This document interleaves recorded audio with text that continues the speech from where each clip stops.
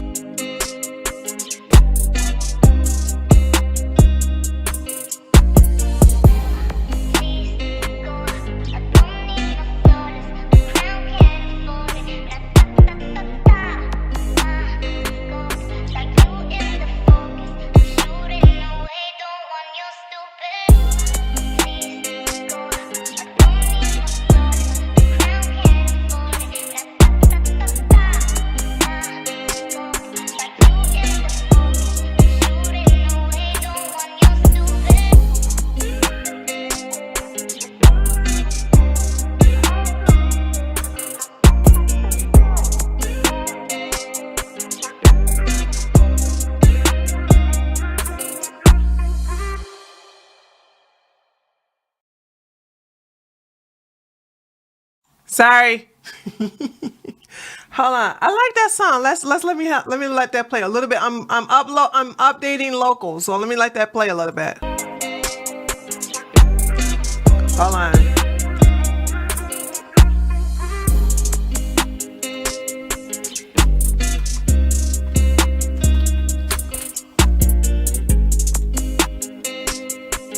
Okay.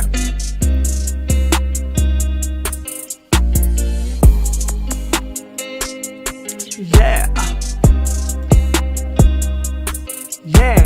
Yeah.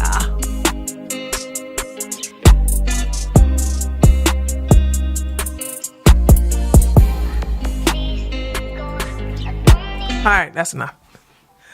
What's up, taters? How y'all doing? So good to see you. Oh my goodness.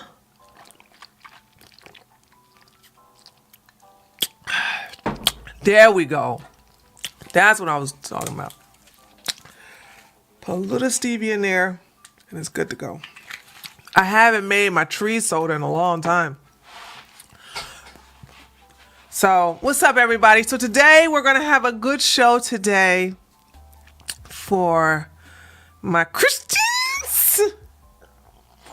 We're going to have, hold on. I see my chat, but I don't see YouTube chat.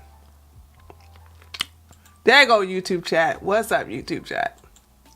Let me bring y'all over here.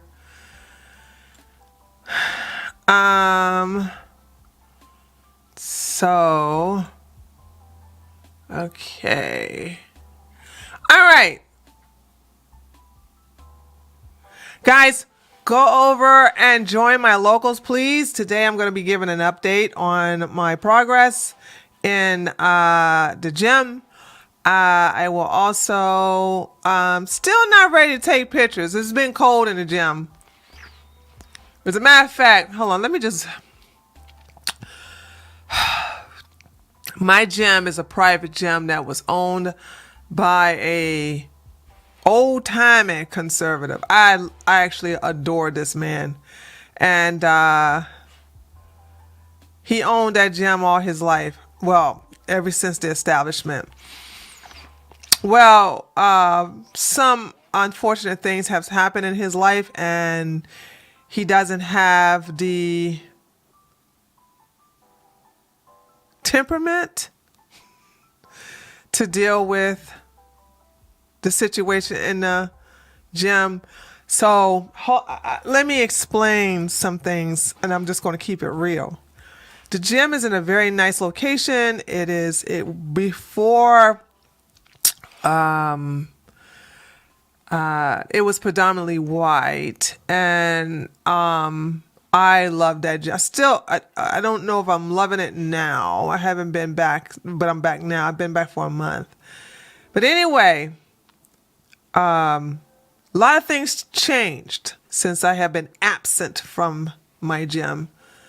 And I've noticed it for the last, we're going on week number 5 now. This is week 5. I think it's week 5 or week 6. No, I've completed week 5. I think I'm on week 6. Don't tell me the darkness set in the gym. Oh, not only did the darkness set in the gym, but a half-breed purchased the gym. And I'm going to tell you something, and I don't care. Come at me, black folks. Come at me. But before I knew who owned the gym, I could tell that the gym was no longer owned by somebody white. Let me explain what I'm talking about. First of all, there's some holes in the wall and normally knuckleheads come in there from another gym that closed down, and they'll like fuck around in the gym and try to act crazy, and then they'll put holes in the wall. Well, normally the cameras are on so you can see who's on there, so they'll have to pay for it. So that was never an issue. So when the holes get in the wall, once the holes are patched, and it doesn't take no less than 3 days or something like that to patch the walls up, and then the walls are finished. But that wasn't when I realized somebody, that the owners are different, or something was going on. What I thought was the current owner, I said something's happening with the current, and I know his name. I know him personally. I adore him. So let's say, for instance, that the current owner is Billy Bob. Let's just say Billy Bob owned the gym. So I've been there. I think I'm on week 6. I think today is week 6. I'm not sure. So I noticed a treadmill. One of my favorite treadmills I like to get on. It's broken. It's not on. What the fuck? Right? So that was something to notice. Then I started noticing the machines are breaking down. And it will go one machine to another machine to another machine. All these signs, temporarily out of place, temporarily out of place. Then I noticed one particular machine that's easy to fix. But that's down now. So I'm counting all the machines Because never in my time of being at that gym have I ever noticed more than one machine not fixed. This machine has been down for a while. And I'm like, so I said, what's going on? Is something happening? So I started to ask the old heads. I said, hey, is something happening with Billy Bob? Is he okay? And they all gave me this look. They said, Billy Bob don't own the gym no more. I said, he doesn't? They said, they got a new guy. I said, tell me about him, because I'm ready to hear the word Tyrone, Ray, or Pookie, okay? Or Muhammad. I'm ready to hear one of them names. So they said they gave it to this new guy. He owns the gym. And we got some new equipment. So they show me the new equipment. I'm not impressed by the new equipment, because these are new equipments I can't use. And there's only 3. So I said, what's with all the broken machines in this place? Why is there so many? Oh, well, you know how he is. He's more to the free weights than the machines. I said, show me a picture of this guy. And they showed me a picture, half breed.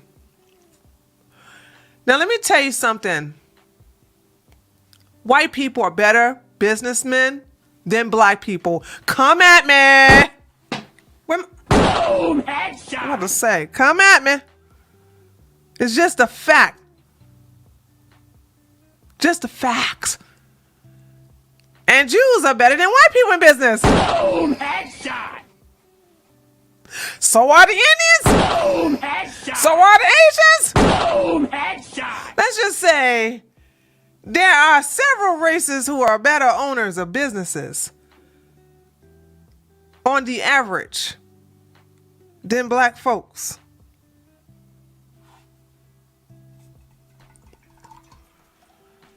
When a black person owns a business, takes over the very successful business, unless that black person has a legacy of relatives, starting with their own parents or guardians, so they can see by observation and see by how their own person hustle, especially if they hustle as a youth. I am a very good business owner because I had to hustle a lot when I was young. We were poor, but I also observed a lot of things that my mom did. She's an entrepreneur, but my dad was always a 9-to-5er. So unless you learn from your parents, or you learn from a mentor, or you learn being under an apprentice, you are never going to be a good business owner for a long time. This person ain't even made it a year yet, and the gym is already declining.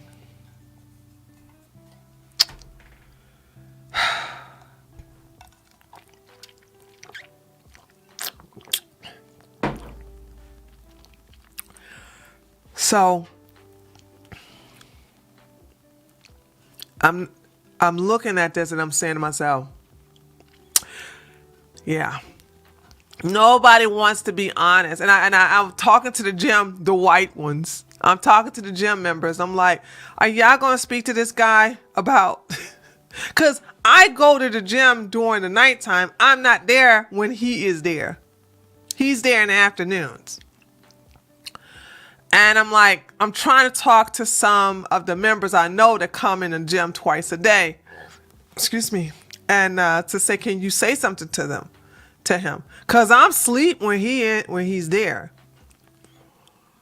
And also, I'm not going to approach him in a very subtle way, because I'm already pissed off that he's young and he's a half breed, and he's starting off on the wrong foot with everything breaking down and not fixing it. And the reason why I know he doesn't have any business sense is it's the month of December. Ladies and gentlemen, when you own a fitness center, particularly a gym, when is your most highest time of revenue?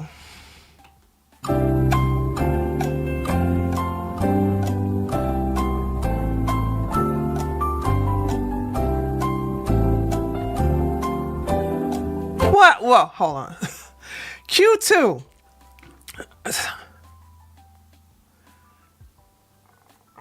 Excuse me. Q2, I need you to tell me who your race is, and if you don't tell me, I'm going to permaban you. And do not say, I want to know your race. What is your race so I know how to address you? Because I'm seeing you. Freedom work!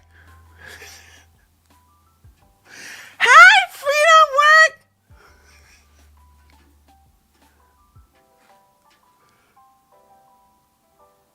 What's that? We are living next. You're black? Oh, I figured that you was a Negro. Okay? Let me tell you how I know how you are a Negro. From now on, your name is Pookie, okay? I figured you was a Pookie. Let me tell you guys what Pookie been saying in my chat. Pookie said, black people are discriminated against. Who decided black people's legacy in the U.S.? The answer is black people. You dumbass clown. Also, black people are great business people, but pick shit industries to like entertainment. Here we have a half black person who picked a business like owning a gym, and the highest revenue that every gym experiences is the month of January. So you're going to have people start coming into the gym in the month of December as well as January for the New Year's resolution. And the equipment is not working. Most equipments are broken. The holes are in the wall. And none of this is fixed during the month where it's supposed to be fixed when you got new people who want to come in. So if you don't explain that, then I'm going to have, where's Reveneer? Reveneer like to beat up on black people. So do I. You know, you ignorant Negroes got to be put in your place. So I want you to tell me, how does that make sense? How is he a good black, how is he a good business owner?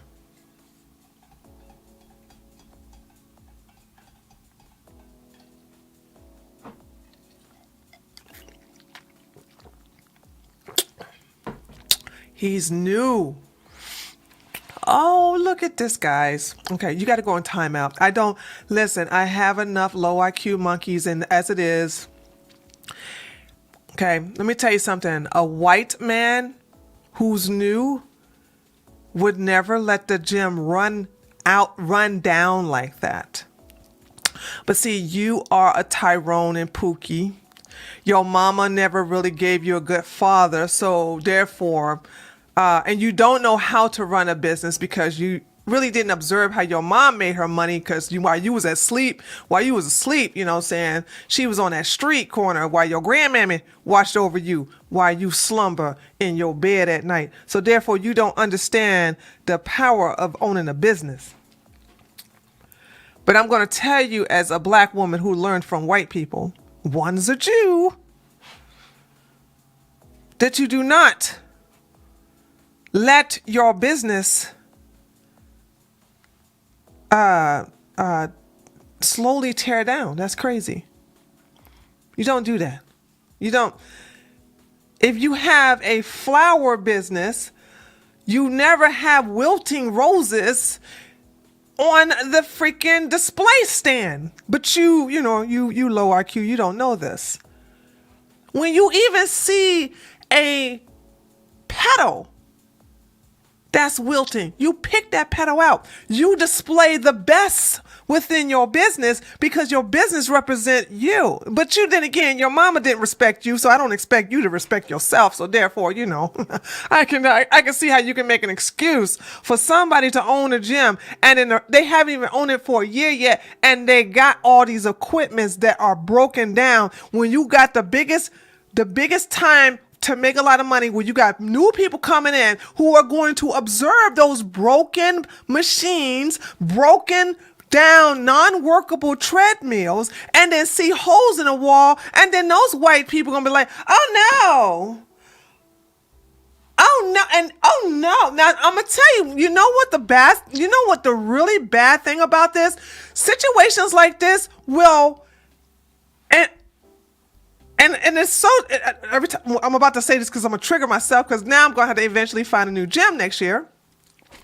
But when people of high caliber start knowing the deterioration of a gym, then it's going to expel the white folks and attract the Negroes. Boom, headshot. And next thing you know, my gym is going to be playing hippity hop, mumble rap, and then I'm going to be seeing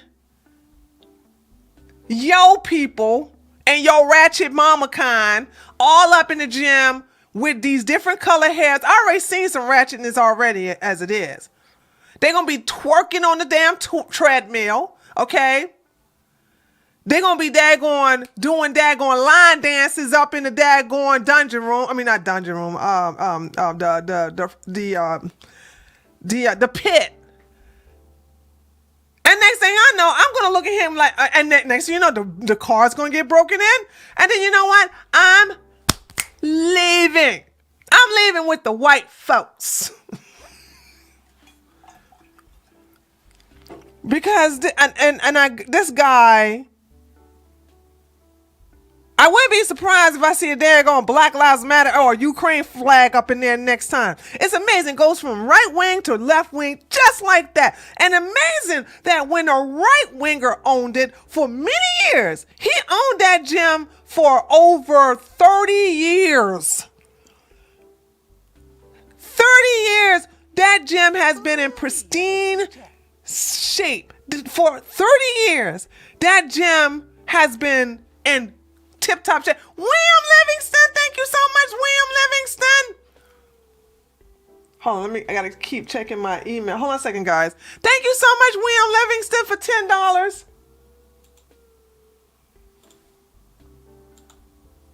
Okay, I gotta keep an eye on, make sure I don't miss out on Doc coming in.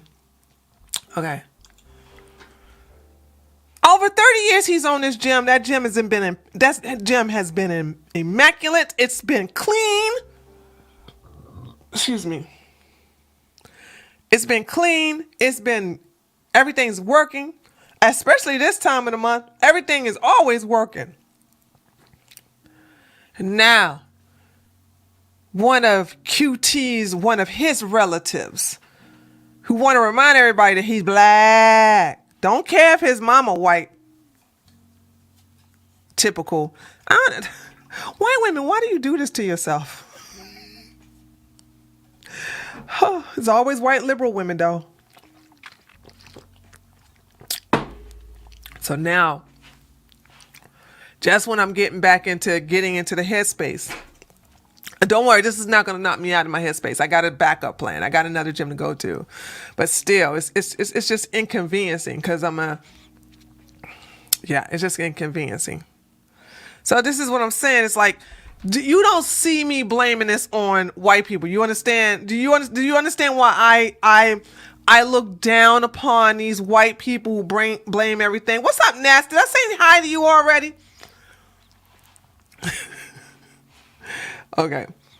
So you see, this is what I'm saying. Do you understand that I accept what's going on when it comes to the races?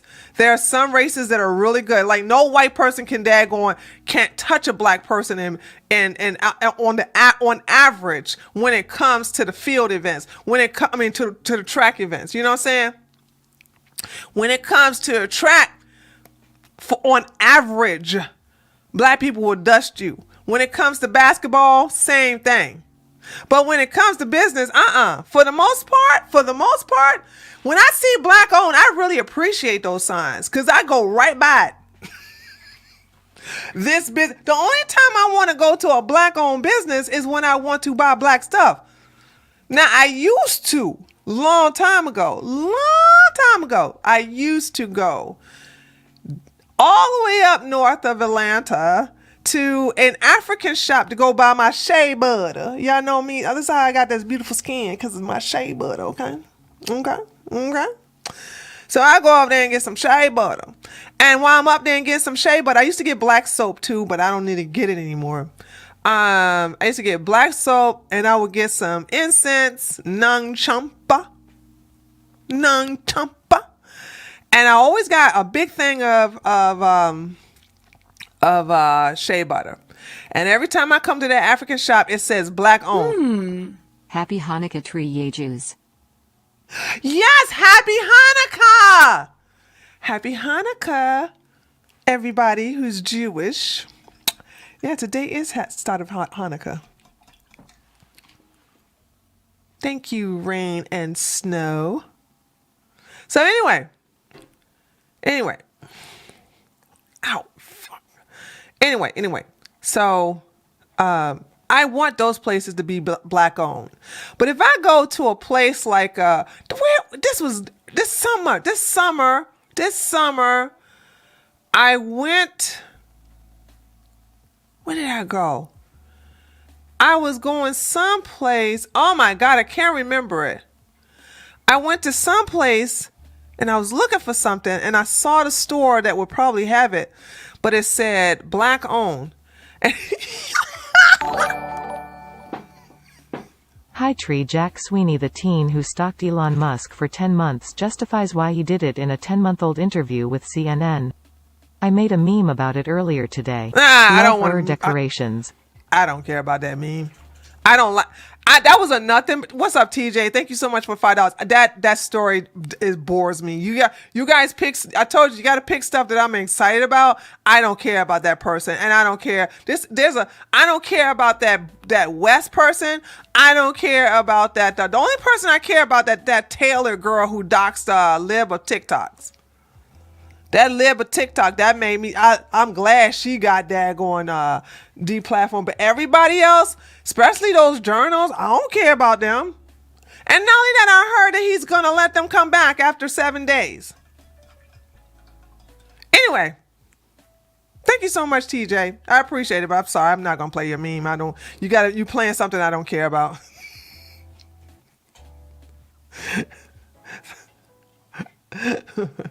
But anyway, I put my hand on the handle and I looked and it said black owned business. And I said, pew! I left. I was like, black owned.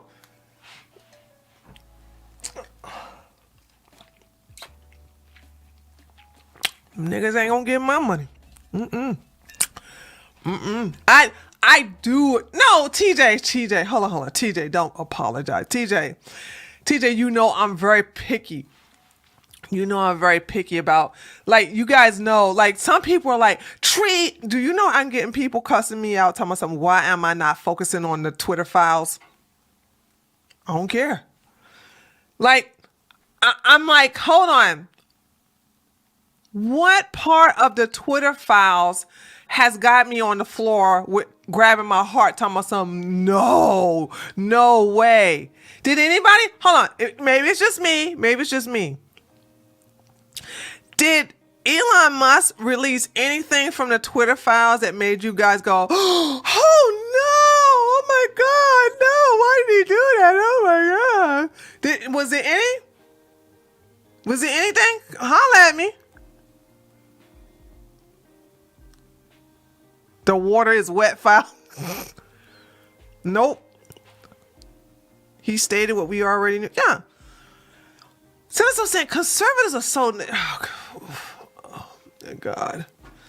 Dude, if you want... Hold on. You don't want to cover stuff we already know, part 6. Exactly. Here's the deal. I haven't covered any of the Twitter files, though. Because I'm like, so what? Here, listen. You wanna make me cover something? Give me something juicy, like what's the name of the big guy with the big old lips, ugly ass guy who had the woke T-shirt from Black Lives Matter, who wore the blue vest? What's his name? Y'all remember him, the black boy? He's gay too, if that helps. You remember who I'm talking about.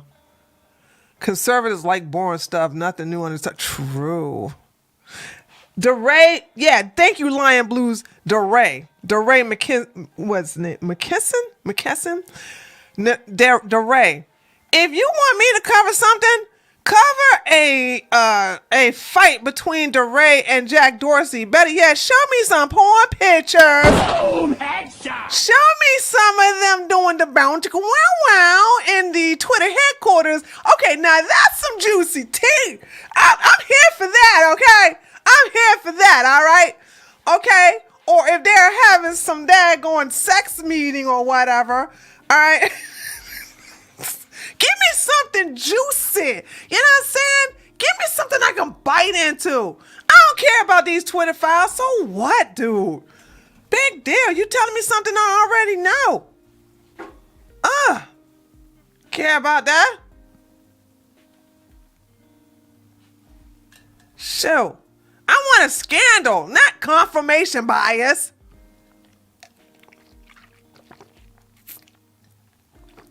Although things about to get really interesting. I just learned from Telegram that your boy Elon Musk was down there at FIFA. Let me see if anybody else is up on this good juicy. Now, this is some good juicy gossip. Tell me, those of you in my chat or in YouTube chat, who was Elon Musk down there at the World Cup? Who is he down there with?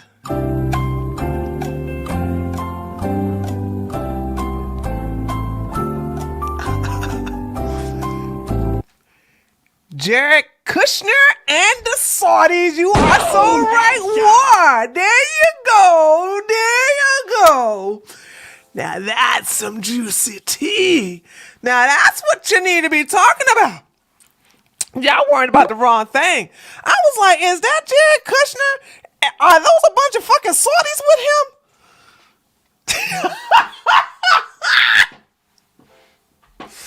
Now that's what you need to be paying attention to, folks, okay? Okay? This is when it gets good.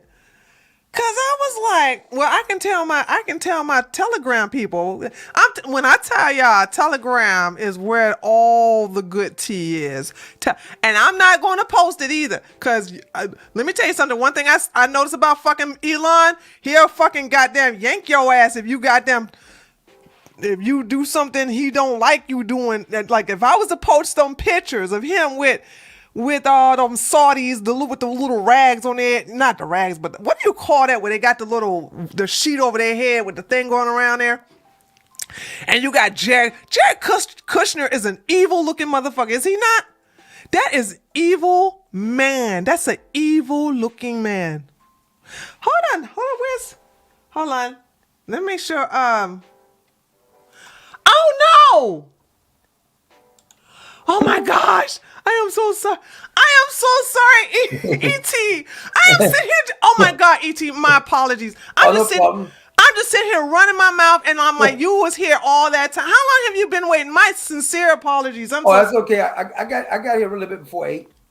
Okay. My sincere apologies. Hold on, let me switch to you. I'm over here just running my mouth with my. Oh my goodness. Okay. Let's see. Hold on a second. Let me make sure okay. How do I sound chat? Let me see, and then I'm gonna have ET, the Dr. Common Sense, talking, and I want you to tell me how he sounds too. Sounds good? Okay, go ahead. All right, so let me introduce him so he can talk, so you can tell me how his mic sounds. All right, ladies and gentlemen, he's here. I'm so excited. So here we have E.T., the Dr. Common Sense. Welcome. How have you been? I've been good. How you been doing, Tree? Good to see you again. Yeah, good to see you again too. I've been so well. As you can see, I get with my posse and I start getting all into the talking to them. I see you've been busy lately, huh? Yeah, very busy. Listen, I'm a talking code. I've Okay. noticed your presence. Should that stay? Should I notice your presence on a particular platform? Should that stay on the down low? Nah, they already know I'm on there. I gotta follow their rules. There's just certain things I don't. They don't want me to mention certain things about certain elections and stuff like that. But they know I'm there now. Okay, so I'm gonna go ahead and put your link as you're Okay. talking. I'm gonna put your link in the description in the chat in both of my chats, so people, because I'm Okay. already subscribed. Okay, Okay. and I'm gonna have them come and subscribe to you too. So all right, so let's go ahead and get started. I last Sunday I was pretty discouraged with the state of the conservative Christians, and Yeah. and I thought, well, maybe because they don't see any strong Christian men, okay, not Yeah. women, men, Yeah. and they don't know what that looks like. And then the first thing we were talking about is false prophets. Yeah. So what do you think about that in general, in reference to a lot of false prophets are infiltrating the conservative movement, and conservative Christians are falling for it? Well, personally, I think that the majority of the mainstream so-called preachers, even the one with the mega churches, they are false prophets. Yeah, and this is not me saying it, because what I always tell you, what I say don't make a difference. This is what the Bible says. It's not me judging anybody, but the Bible makes it clear on what a false prophet is and a false teacher is. And there's so many of them that's deceiving people, because when people see people being successful, or they got a big church, or they got a big following, they automatically think that God is blessing them. And well, we can say the same thing about George Soros, right? He's pretty blessed in. He's got a lot of money too. True. But the simple way that you can find out if somebody is a false teacher or a false prophet is very simple. If they don't stick to what the word of God, even if it's offensive to you, there's some stuff in the Bible that's offensive to me, but I can't go in and just change it because I got offended, right? The key about knowing a false prophet is that it's twofold. First of all, they make false predictions that doesn't never come true. I mean, I can name a couple of those if you'd like me to name a couple of those over history. I know Seven-Day Adventists is gonna get mad at me about this, but Let them get mad. Ellen G. White is the spiritual founder of the Seven-Day Adventist Church. She's supposed to be a prophet, right? Now, in the Bible, if you got it wrong one time, you said God said something, and you got it wrong, you got stoned. That's you don't say. Now you can say I said this and you can get it wrong, but don't say thus says the Lord and then you get it wrong. You're a false prophet. Ellen G. White, who's the spiritual founder of the Seven-Day Adventist Church, she says she was a prophet. She says that on October the 22nd, 1844, if you didn't join the Seven-Day Adventist Church, you'd have no hope of life. Charles Russell, the founder of Jehovah's Witness, prophesies and says the end of the world would occur in 1914. He only missed about 108 years.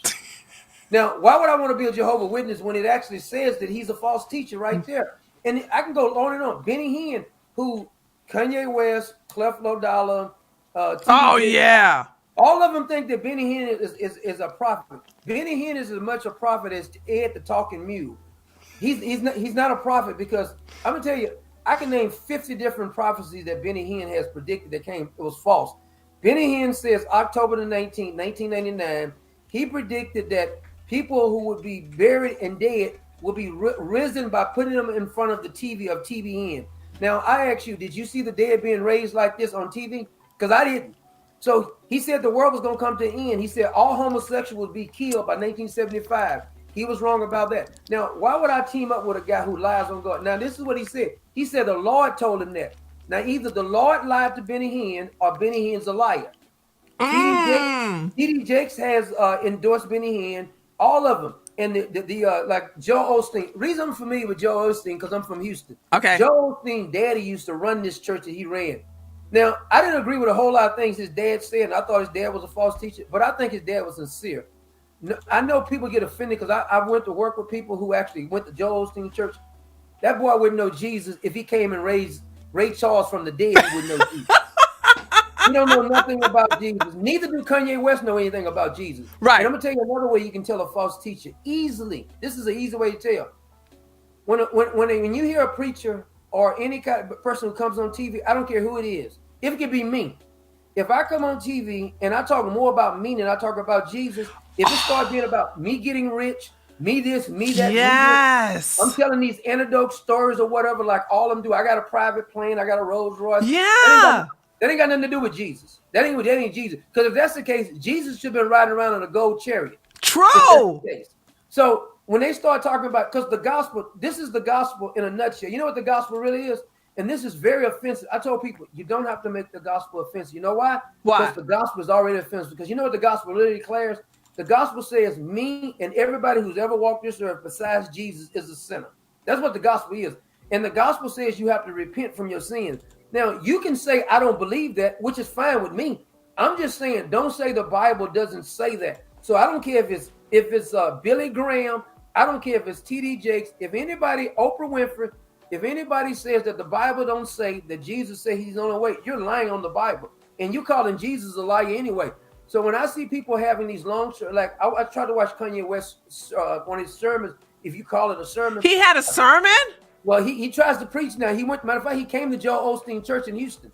They called it a sermon, but it was nothing about the gospel. It's a made up gospel because the gospel, the most tenet faith of the gospel is when you preach, you got to talk about repentance. People got to repent of their sin. I don't care if you're like, even if you say, I don't like saying murder is a sin, it doesn't make a difference. Murder is a sin. You can say, I don't like saying stealing is a sin. It's a sin according to the Bible. Homosexuality is a sin according to the Bible. You don't have to like it, but I'm just telling you, you're not going to rewrite it and say God said something because now either you're calling God a liar or you're saying that you're smarter than God. I'm just saying people can have whatever belief they want to believe, but I just got a problem when a so-called leader or this Kanye West, T.D. Jakes, whoever it is, whenever they tell me that the Bible says something that I know that the Bible didn't say, I'm turning you off. There. Right. I turn the switch. I don't even listen to you anymore because it's so simple. The message is so simple that a babe can grasp it, but it's so complicated that you can study for the next 50,000 years and you still want to exhaust what's in there. So this is the part that actually, soon I can listen to you for 5 minutes and say you're a false teacher. It don't take long. If you know the gospel, nobody's going to tell me that Kanye. Now he may be sincere. So is terrorists. Terrorists are sincere too. When they blow up somebody, they think that that prophet told them to blow up stuff. Child molesters may be sincere who thinks that they can get it with child molesters. It doesn't make a difference. Sincereness does not change any fact. You can be sincerely wrong. Yes, yeah. You know how you said you can listen to someone in 5 minutes and tell. How do you, or I don't know if it's possible, but how does someone else acquire those type of skills? Well, see, this is another thing. It's not even just by what you have to read the Word of God, and not only read the Word of God, because I've talked to atheists who say I read the Bible back and forth, but you know it ain't doing any good because this is what Jesus says to Nicodemus. Nicodemus was a Pharisee. Now this is a man who studied the Scriptures all the time. 3rd chapter of John, Jesus says to Nicodemus, "Unless you are born again, Nicodemus, you can't even see the kingdom of heaven." Now, this is Jesus talking. It seems narrow-minded, right? Right. Seems pretty narrow-minded for Jesus to say something like that. But this is Jesus talking to a supreme leader of the Sanhedrin Council, which is part of the Jewish sect. He says, you're not going to get to heaven, and nobody else affiliated you will get to heaven unless you're born again. Now, born again means you accept Jesus Christ as Lord and Savior, and you accept what his word says. His word says we are sinners. I'm a sinner. I don't have a problem saying I'm a sinner. I'm a sinner. But the only way I'm gonna get there, I talked to one guy before. Only one guy ever told me this. He says, well, I don't need a savior. I said, you ever sinned? And he thought about it. He says, well, I guess I do. I said, let me talk to your wife, your kids, and your mother. I guarantee we'll find sin, buddy. So it ain't a matter of you sin. This is how you can easily tell. If somebody is declaring that they don't never sin, they're just lying to themselves. Yeah. It's a joke. And if you're always talking about, you need the Holy Spirit. This one, see, it's almost like they go together. The Word of God and the Holy Spirit. Jesus said you need to be born again. In other words, the Holy Spirit has to come in, meets with the Word of God, and it trains you. It's like you entered the school, the Holy Spirit school, and it teaches you. And you'll be able to detect, like you're good at detecting lies. And the reason you're good at detecting lies is because you've been doing it for a while. And the more you do it, soon as somebody starts blowing smoke, if say Candace Owens, right? If she starts talking, right? I already know. You point it out. And this is the same way with you study the word of God. As soon as somebody says something, that ain't what God said. As soon as they say it, God didn't say that. Now you're lying on God. And I got a big problem. It's like if somebody lie on you. If somebody, you don't like people, nobody likes somebody lying on them. No. And you know what? This is what really offends me. In my neighborhood where I grew up in, this is how we had it. We used to play the dozens. We did too. We used to play the dozens. And we were good. We were good at playing the dozens. Yes. And that's the reason why people like us get banned, because we're real good. Like when these little Rudy booty people try to come after us, we're like, oh, is that all you got? And then when we give it to them, then they report us because we actually hurt their feelings, because we have been reared. We're raised to basically take it. Yeah, we're raised like this. Yeah, you can throw those little darts you throwing at me. I picked that. I'm like, what's that? Get that off of me. Like, what's that? Mosquito bites, man. What's going on? Be an insult. You know what I like to do? You know what I like to do, Tree? What? I like to wait till they insult me, and then I'll use their insult to make fun of me, and then I insult them back. I don't care about you insulting me. I don't even know you. So why would I care if you insult me or not? But we had one rule. Hey, we had one rule, Tree. We had one rule when we was in our neighborhood. You can talk about people's, you can say almost anything. The uncles, you can talk about the daddy, you can talk about their sister. But you can't talk about the mama. Can't talk about the mama. Can't talk about the mama. If you did talk about the mama, that means that you got them. Oh. You can start fighting. So, as a matter of fact, we have these guys going back and forth. We used to have what they used to have, like rapping, capping contests. And they would go back and forth. As soon as the dude did the mama joke, they dropped him. It started going down. You're not talking about my mama. They mama could be on crack. They don't care. You don't talk about my mama, boys. We don't care if your mama is out there selling it on the street. You don't talk about my mama. And that's the rule they used to say. And see, this is the rule I make about Jesus. I'll tolerate a whole bunch of stuff. But when you start telling me Jesus lied, and you start telling me you don't believe in, I'm doing this, then I'm putting up the Duke. Right. Because I know you asked me, you says that some people think that Christians can't defend themselves, right? Some people actually believe that. You know what's funny about that? I think we have the Christians who can defend themselves are not showcased, and we're seeing the weak Christians who are allowing themselves to be beat upon verbally or physically. Well, see, I think that's the key. They promote the ones they want to put up in the front, just like in the music industry. Yes, or Hollywood, they know it. You know, it's very few people that's in Hollywood. Like, I like Denzel Washington. You know why I like Denzel? I met him in person one time too. Did you? What impressed me about Denzel Washington? What? When I met him, he didn't have an entourage. He was by himself. He was? Denzel Washington by himself. And he's walking. I shook his hand. He shook me and said, "How you doing? Nice to meet you, sir." I said, "Nice to meet you too." And this is the funny part. He said, I heard Denzel Washington spell. I think it was at a college or something. And people was asking him back and forth questions because they try to get him to talk about certain things. He says, "None of your business what my political spin is. You want to talk about the movie? Let's talk about the movie." He said, "But you know how you know how he stayed grounded in Hollywood? How?" He said, "I don't really have any Hollywood friends. All my friends are regular people." Ooh. Because you know what Hollywood does? It'll corrupt you. Yes. The music industry, you see these little rappers, you watch some of this rap. You know, I listen to rap sometimes. I know some people, but this is the problem with rap is that all they talk about, you remember rap used to be Run DMC was fun, LL Cool J. Yeah, now they talk about two or three different things. Right. Their money. Can I use the B word? They use the B word. Yeah. They use the H word for horse. And they talk about how much money they got. Right. But your neighborhood is trash. So why don't you take some of your influence and your money, go clean up your neighborhood? Right. But think about this. The music industry will allow them to come on and promote that. But if you and I come on and speak truth, they say, you got to get off here. Now, why is it that they allow that? Now, I disagree with a lot of things Kanye West said, but this is one thing I agree with Kanye West saying. He says, have you ever heard somebody who's rapping been able to rap and say bad thing about Jewish people? No, you can't. Yeah. And you can't say nothing about gays. That little rapper, the baby, figured that out too. You know what? Not only did Lil Baby say it, but do you see how they're really pushing Nas X out there? Yes. Who's not only gay, but he's a proud Satanist. So it's like, okay, we're seeing who we can talk about and who we can't talk about.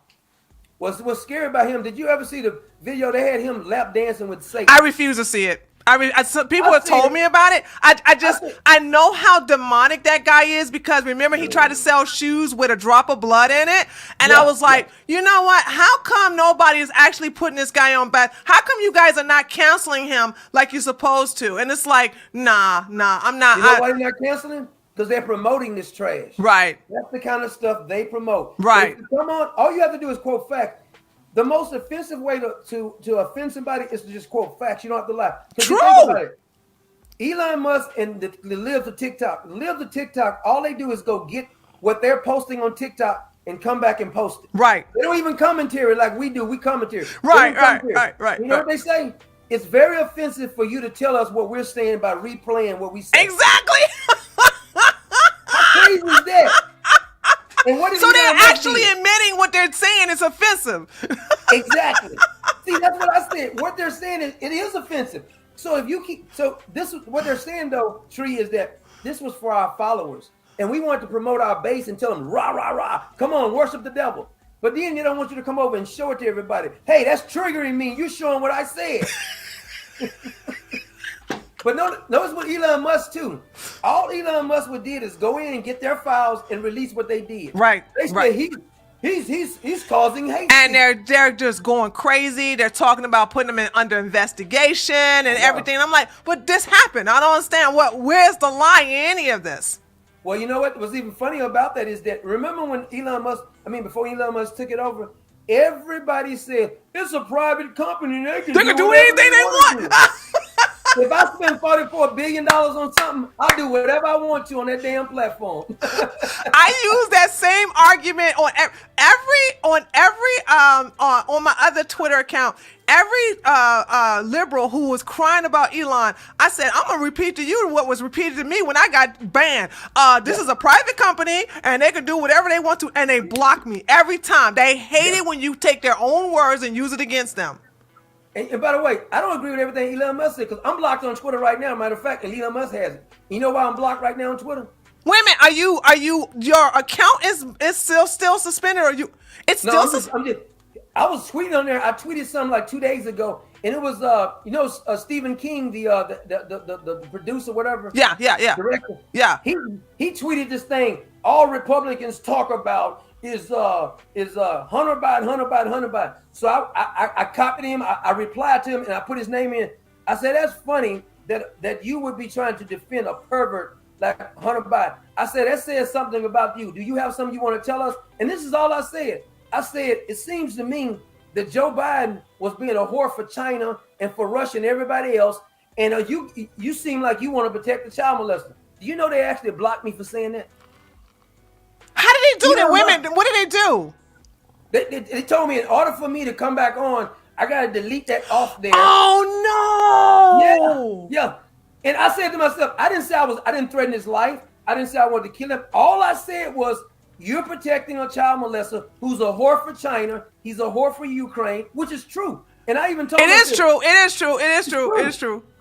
Even according to what the text messages or the email messages that Elon Musk released, all those things say that Joe Biden was being bought by these different people. So I'm telling the truth. Because Hunter Biden's laptop shows us this. So why would you try to block me from saying that to Stephen King? I think he went and reported me, or somebody else reported me. Well, don't feel bad because I also got there was a woman, a black woman from the UK.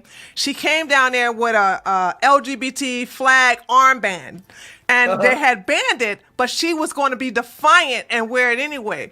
And all I did was take a picture of her having that mic in her hand with the LGBT thing. And all I said is, she's about to get stoned. I got on a dago. I was on timeout. I was put on timeout and I was told to delete the post. Just for saying that. I said, she's about to get stoned. That's all I said. I was like, oh, well, I guess free speech ain't really on there after all. Exactly. but you see, this is the thing gets me. I don't even want liberals banned. I don't want them banned. I like making fun of them. Me too. I don't want to get punished for making fun of them, though. That's the problem. See, I just don't want to be punished for making fun of them. Right. Because when they was making fun of us, everything was peaches and cream. Every day, Donald Trump did. And this is the thing about me. I did the same thing to Donald Trump Jr. I went under Donald Trump Jr. and I told him to shut up. I put at Donald Trump Jr. Don't tell me to vote for Kevin McCarthy. He's trash. And I said the only reason we tolerate you is because your daddy. Don't try with me, son. I copied it in so he can see it too. I said, don't get it twisted, son. I was supporting your daddy. You can go home and play with your sister, boy, because I ain't the one. Those are my exact words to him. You shouldn't attack Donald Trump Jr. But you don't look like Jesus to me. I hate some of these Republicans just as Me much too. as I hate some of these I do Democrats. too. I was never a fan of, I call him a greasehead. I never was a fan of Donald Trump Jr. I just never was, because I see what's going on. I'm not for nepotism, okay? No, me either. I'm not for That's nepotism. me. Yeah, and he's but trying to set nepotism- himself up to be elected president. Never going to happen with me. I'm never going to vote for that little boy. Never vote for that boy right there. See, I used to attack Jared Kushner all the time. I never liked Jared Right, Kushner. me neither. And by the way, Jared Kushner, you remember Bilderberg? All these conservatives said Bilderberg group was bad, right? Right. Mike Pompeo and Jared Kushner, both while Donald Trump was in office, traveled over to Bilderberg. That's who was stabbing him in the back. Yes. And by the way, Mike Pompeo had the information because Rudy Giuliani said he gave it to Mike Pompeo, he gave it to Sean Hannity, and he gave it to these people. And what they do to it? Nothing. Right. The laptop. They didn't do a damn thing with it. So I don't trust Mike Pompeo. I don't trust anybody who's the head of the CIA anyway. Right, Nobody exactly. But there's a lot of Republicans. The only reason the Democrats can do some of this thing is because of Republicans. Yeah, And they let them do it, and they don't punish them. Passive stuff too. We're too damn passive sometimes. I think we're too nice. If you notice, ET, the liberals are not nice, and the Democrats are not nice. They come at us with all they got, and we are too merciful for them. I mean, with them, excuse me. And I don't like being nice to people who want me dead. That's my problem. Well, I'm not gonna be nice to somebody who want me dead. They can forget about Exactly. that. This is a mistake that even the Christians make. This is a mistake people make. Yeah. They think that you have to take abuse off people. Matter of fact, you're commanded to try to protect children. Right. So why don't they do something to protect all these children that's being exploited? Right. Now, I got another question for these. If they want to take literally, it means turn the other cheek. It means you can't defend yourself. I got a couple of questions for the ones who actually take that sentiment. Luke 22:36 that Jesus was talking about spirit. They said he's talking about spiritual defending yourself when he says, but now if you have a purse, take it, also a bag, and if you don't have a sword, sell your cloth and buy it. They say that means spiritual. Okay, I told him, I said, well, it's funny you actually bring that up. I said, you remember in John chapter 18 when they came to arrest Jesus? Now Jesus didn't want them fighting then because he came to die and he was going to let himself be arrested. But in John chapter 18, notice it said that Peter took out the sword. He cut the man's ear off. Jesus healed the man's ear and says, it's my time right now. But ask yourself this question. Why did Peter have a sword in the first place? Oh. Why is he armed? Jesus didn't say, leave your weapon now. He got a weapon on his person. He hanging with Jesus with his sword on him. So why is Peter sitting there with a sword on him? I didn't know that. Hold on. First, I didn't know that. And two, I never thought about that. Yeah, why is he armed? Of course. Why is he armed? Yeah. Because he armed because it's okay to defend yourself. Right. And another thing is, why did Jesus get upset and run into the temple and start turning over the tables, taking a whip and whipping people out because they was doing the wrong thing? So why he just didn't turn the other cheek and say, let it go, Jesus. Just let them do whatever they want to, Jesus. He said, no, y'all finna get out of here, devil. You devil, get up out of this temple right here. That's what he went in there and did. But see, the Bible says, Romans 12:18 says, if it's possible, so as it depends on you, be peace with all men, if it's possible. Right. Sometimes it's not possible. Right. Right. Because Luke 11:21 also said, when a strong man is armed, he keepeth his palace. This is Jesus talking. You can keep yourself in peace if you're armed. You cannot allow people, but this is the funny part. Now, this is the hypocrisy of the people who uses that. Because I always say, okay, if you believe that you should never defend yourself, there's a scripture in Matthew that says, and these are the words, I'm going to read it to you. Okay. Matthew 10, starting at verse 35. For I am came to set at variance against father and daughter, against mother and daughter, and law against mother-in-law. And a man's foes will be now his household. He that loveth his father and mother is not worthy of me. But then he goes on. This is the part. This is the part that makes their head spin. Jesus was talking in Matthew 5. He says, and if a man will sue thee at law, take away thy coat, let him have your cloth. And whosoever compel thee to go 1 mile, go 2. Give him who asketh everything without asking for anything in return. So show me the Christian say you shouldn't defend yourself. I'm going to say Matthew chapter 5 says, if I ask you for it, you got to give it to me. So if you got a Rolls Royce, I want your Rolls Royce. Because you say you can't turn me down. So if you want to take literally, you have to turn the other cheek. You're going to have to take literally when Jesus says, when somebody asks it for you, you can't turn them down. So anybody who beg you for something, you got to give it to them. If you're going to take that text literally. Now you know they're not going to do that. Oh, they ain't finna give up their stuff. This is one thing I'm going to tell you right now. One thing I can learn about the T.D. Jakes, the Creflo Dollars, the Joel Osteen, the rest of them, they're not giving up that money. They're not giving out none of that. Not at all. Not at all. It's almost embarrassing. When I hear like Kenneth Copeland, I think it was CBS, one of those people, they interviewed Kenneth Copeland. Now, Creflo Dollar calls Kenneth Copeland Papa Copeland. The man is such a false prophet, his name is funny. I always knew the Creflo Dollar. I'm surprised I didn't even think about Creflo until you mentioned it. Been around for a long time. Yeah. Creflo Dollar is the one who he used to be on TVN before it actually went bankrupt. And everybody associated with TVN almost was false prophets. The whole network was just completely trashed. They say that Paul, the founder of that, was gay. Now, I'm not surprised. I don't have all the facts to say it, but there was a lot of rumors that the boy was like a switch hitter.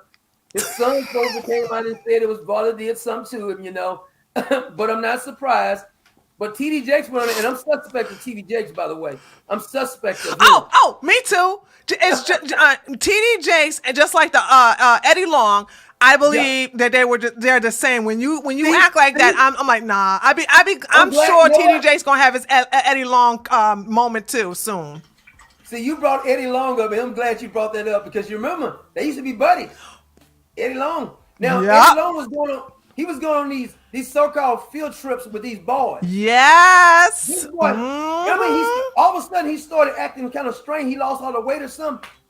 I said, that dude right there is jacked up. Yeah. He found out he was doing all kind of stuff with men. See, that's too many downloads in these churches. Now, I always tell people, I met some really nice gay people. I don't personally have anything against them. You can do you as long as you don't try to ram it down my throat. I don't got a problem with it. But this is the problem I have. If I'm in church and the choir director's up here praying and he's doing all this kind of stuff right here, and he's got lipstick on and stuff, and I'm looking like, would you let a woman come in here in the G-string? Because it's about the same thing. This is ridiculous. I saw some church, they had a drag queen come down here. I did too. I did, yep. Doing extra stuff, you know? Why do you? I got really angry about that. I talked about that. On the show. I said, Christians, why is it that? And let me do the comparison here. I said, listen, why is it that you all are allowing your religion to be infiltrated by these people? I said, let me explain to you what I'm talking about. Over in the UK, a trans woman, meaning a biological man transitioning to a woman, decided that he was going to. That person was going to start a mosque. And you know what happened? That mosque was burnt down within a week. I said, and guess what? No criminal charges was brought. I said, so my question is that they won't do that to Islam, but they will do that with Catholicism and Christianity. Why would you I'm not saying result of violence. YouTube want to know. I'm not saying result of violence, but you guys are not even doing an uproar on social media. Well, see, then I'll tell you two things right there. If the government doesn't attack you when you do wrong, what does that mean? They're beside you. They're behind you. Thank you. They're on your side. So they promote people who do falsehood. This is why they don't do anything. I see what you're saying. Yeah. Okay. But another thing is that Christians are weak. I respect Muslims somewhere. Not that they do violence. Right. But I respect them. When you insult their prophet, they'll come at you. I like that. Yeah. I like that. Yeah. Somebody. I see people who like, what's that, Bill Maher? Now, you got Christians who allow Bill Maher to call Jesus a fraud, and they still watch Bill Maher and promote Bill Maher. They just talking about your mama. That's like talking about your mama, man. You can't allow him to talk about your mama, and then you come on there, I think he's really a good person. I think he's really nice. No, I'm not going for that. See, that's one of the things the Muslims, They actually got it right now, not the revilings, but Right. you shouldn't got to be friends with anybody who's insulting, quote, Right. the one you say that is your prophet, Right. which makes absolutely no sense. But this is another thing, because in Afghanistan, they say that, and this is the UN reporting this. Now, this is scary statistic. In Afghanistan, UN reported that I think it's 60% of every man over there is married to an underage girl. 60%. Now, if the UN reported 60%, it's higher. Yeah. So it's probably like 98%. Now think about it. But we imported Afghans over here. So what does that mean? Oh. What does that mean? With the new with the Biden administration as well as the deep state, and also a lot of it has been revealed where a lot of these elites and these companies like Balenciaga and other companies are now exploiting children and being masked off with how they want children. And then, of course, let's look at what they're trying to do in reference to the transgender movement, where they're trying to sexualize children and get them to and convince them that they're born in the wrong gender and can be go through transition at the early age of 14. Okay. Yeah. It's like they are embracing other people who have no respect for children into our country. And when you and I've always said, when you don't protect the children, society, the moral fiber of society is now lost. Amen to that. Look at Dwayne Wade. I mean, what happened? That boy lost his mind. Totally lost his mind. I used to like Dwayne Wade. Did you? Really? Well, but back before he got with that Gabrielle Union. Okay. He got with that girl. She done jacked his mind. She sure did. Because he used to just play basketball. I'm talking about basketball. I didn't know his personal. Oh, okay. He only played basketball. Yeah. And that's why I used to watch basketball. Okay. But all of a sudden he went Hollywood. Right. Everything. Remember, he moved to Hollywood. He got with Gabrielle Union, and they said in between the cheeks, she's go any kind of way. Like that. She go any kind of way, they say. But she didn't want that boy. And now they got this little bitty boy marching him around. Think about this. You can go into the school. What's that actor's name? I did a video. I talked about it. But that actor name, he's a Christian actor. Of those Kevin Sorbo? The only Christian? No, he's not a Christian, is he? No, it's he got a sister too that's a Christian. Her name is I can't remember his freaking name. But Chris Pratt? No, not Chris Pratt. I wish I could think of his name, man.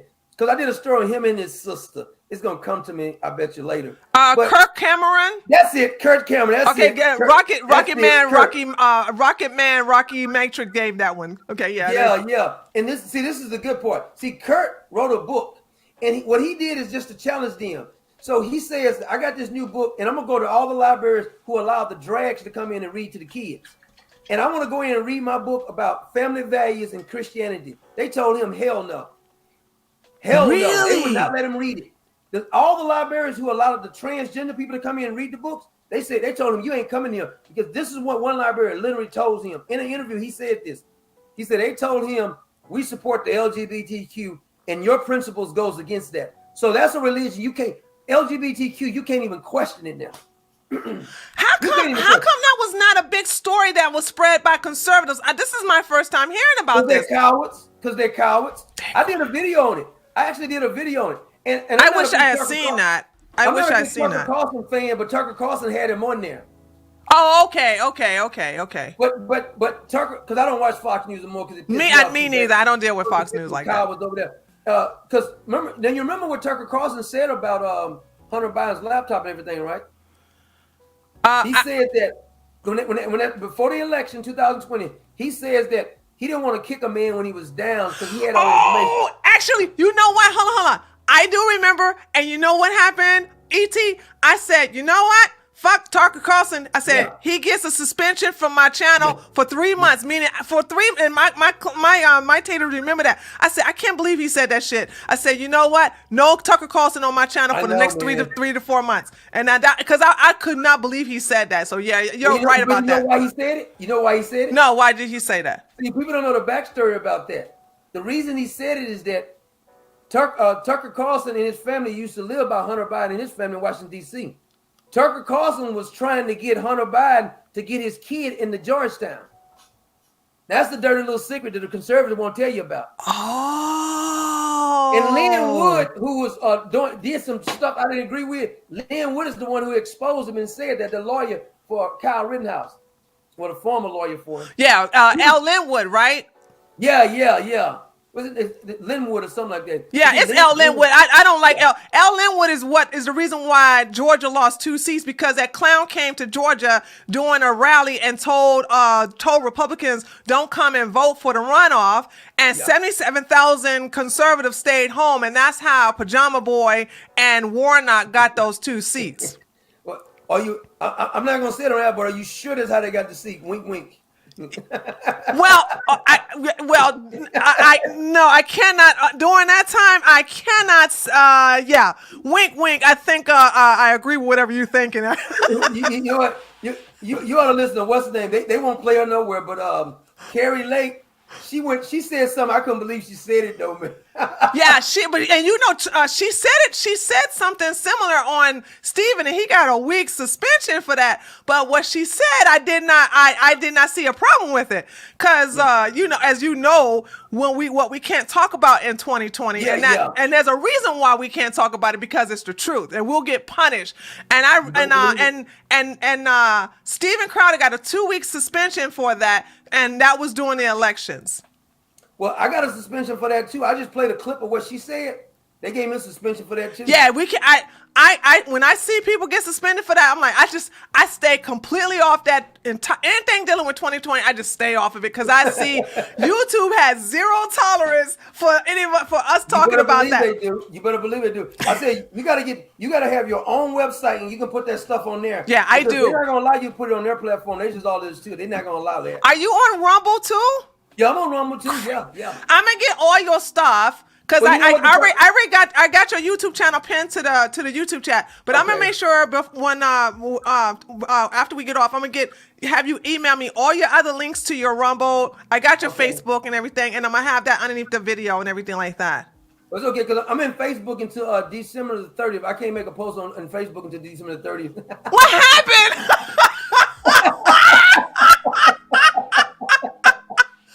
They gave me a 30-day suspension. So this is what happened. I was in the Facebook jail. I call it right there. Facebook jail. They don't like me doing live videos because they can't stop us. So I was on a suspension for like 20 days. So I finally came off. So I waited late at night, like 1 o'clock in the morning, and I did a live video. And so I started doing a live video. Now they got mad in the middle of my screen. They cut it off. So I started another one. They let me do another one. They cut me off again. I started another one. So they let it go. They didn't give me a 30-day suspension for the live video. They went and got some old posts I did and said somebody was offended by this old post. No way. Yeah, went and got an old post and just said we're gonna suspend you for 30 days because somebody thought it was offensive. Unbelievable, man. You are a powerful person when they're just finding something small to get you with. You see what I'm saying? I think they have these little trolls that follow us around, just, oh my God, I got offended. He triggered me. She triggered me. Yeah, but they don't say that about people who speak nonsense. You see what I'm saying? Yeah, like if you speak nonsense, if you start talking about stuff, if you just talk about crazy stuff, they won't come after you like that. You know what I'm saying? Tree, I'm telling you, I was watching some. How sometimes you can watch a video and something else pops up right there, and you click on it. I was on YouTube doing something, and a couple more videos popped up. I think I was doing that story on that Megan Stallion shooting, and so hip hop stuff was popping up. So I clicked on it. They had this woman, and it was the most obscene video I've ever seen in my life. And I'm saying to myself, I don't know how she gonna get banned. I get banned. She was saying the words. I mean, all the words like beat it up, blah blah blah blah. The whole 9 yards been over, And I said to myself, she's saying the words and she don't get banned. And I said, come on here and just quote a fact. And next thing you know, I'm in jail for some reason. I said, this don't even make any sense. Yeah. It's just like TikTok. The TikTok for China is totally different than the TikTok for America. Is it? Yeah, the TikTok for China shows teenagers and young adults doing fantastic things in chemistry labs, showing a lot of math problems. Yeah, they're showing like a lot of coordination. Like I saw this cute video that they were showing that they came from China, where you had little children are you ready for this? They were 4 years old.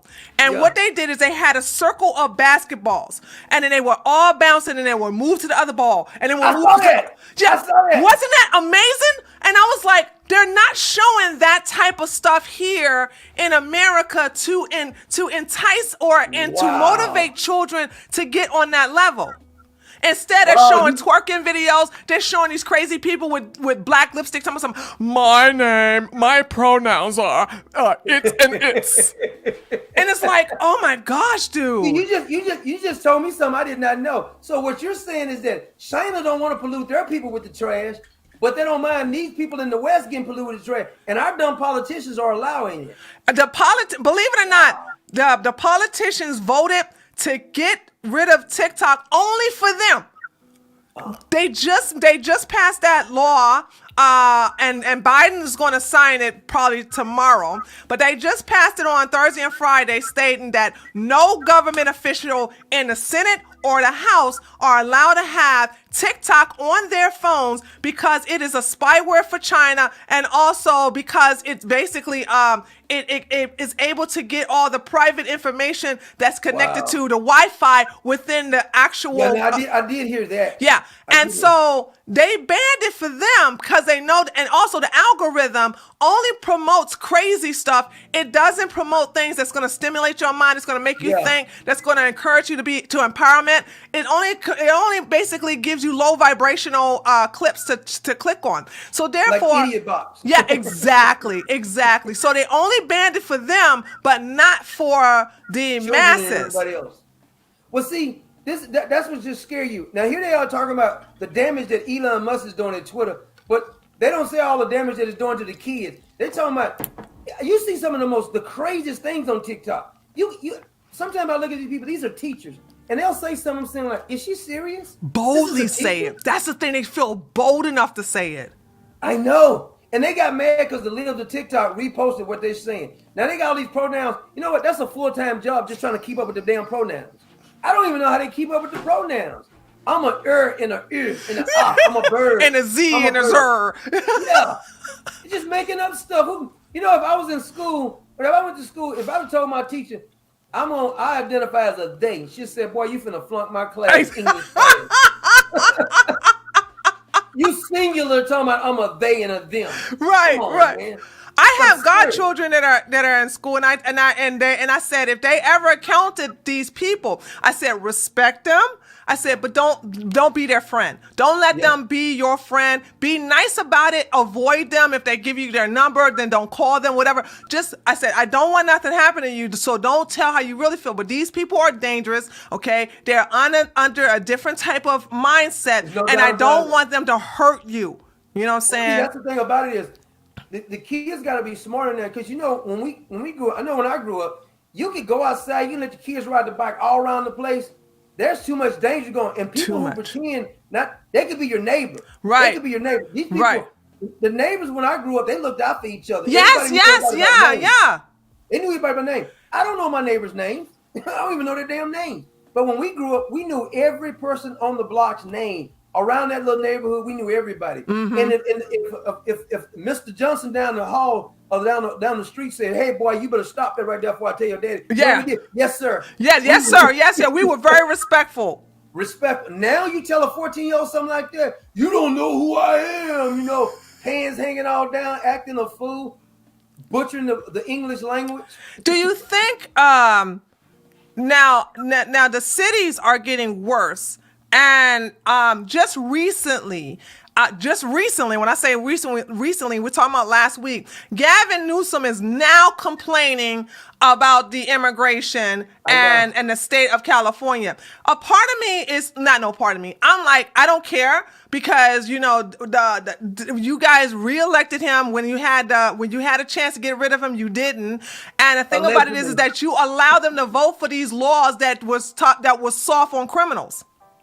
Well, see, Gavin Newsom is complaining. The mayor of Denver, because Denver is a sanctuary city too, and they're complaining. The mayor of Denver. All this is to placate the government to send them more money.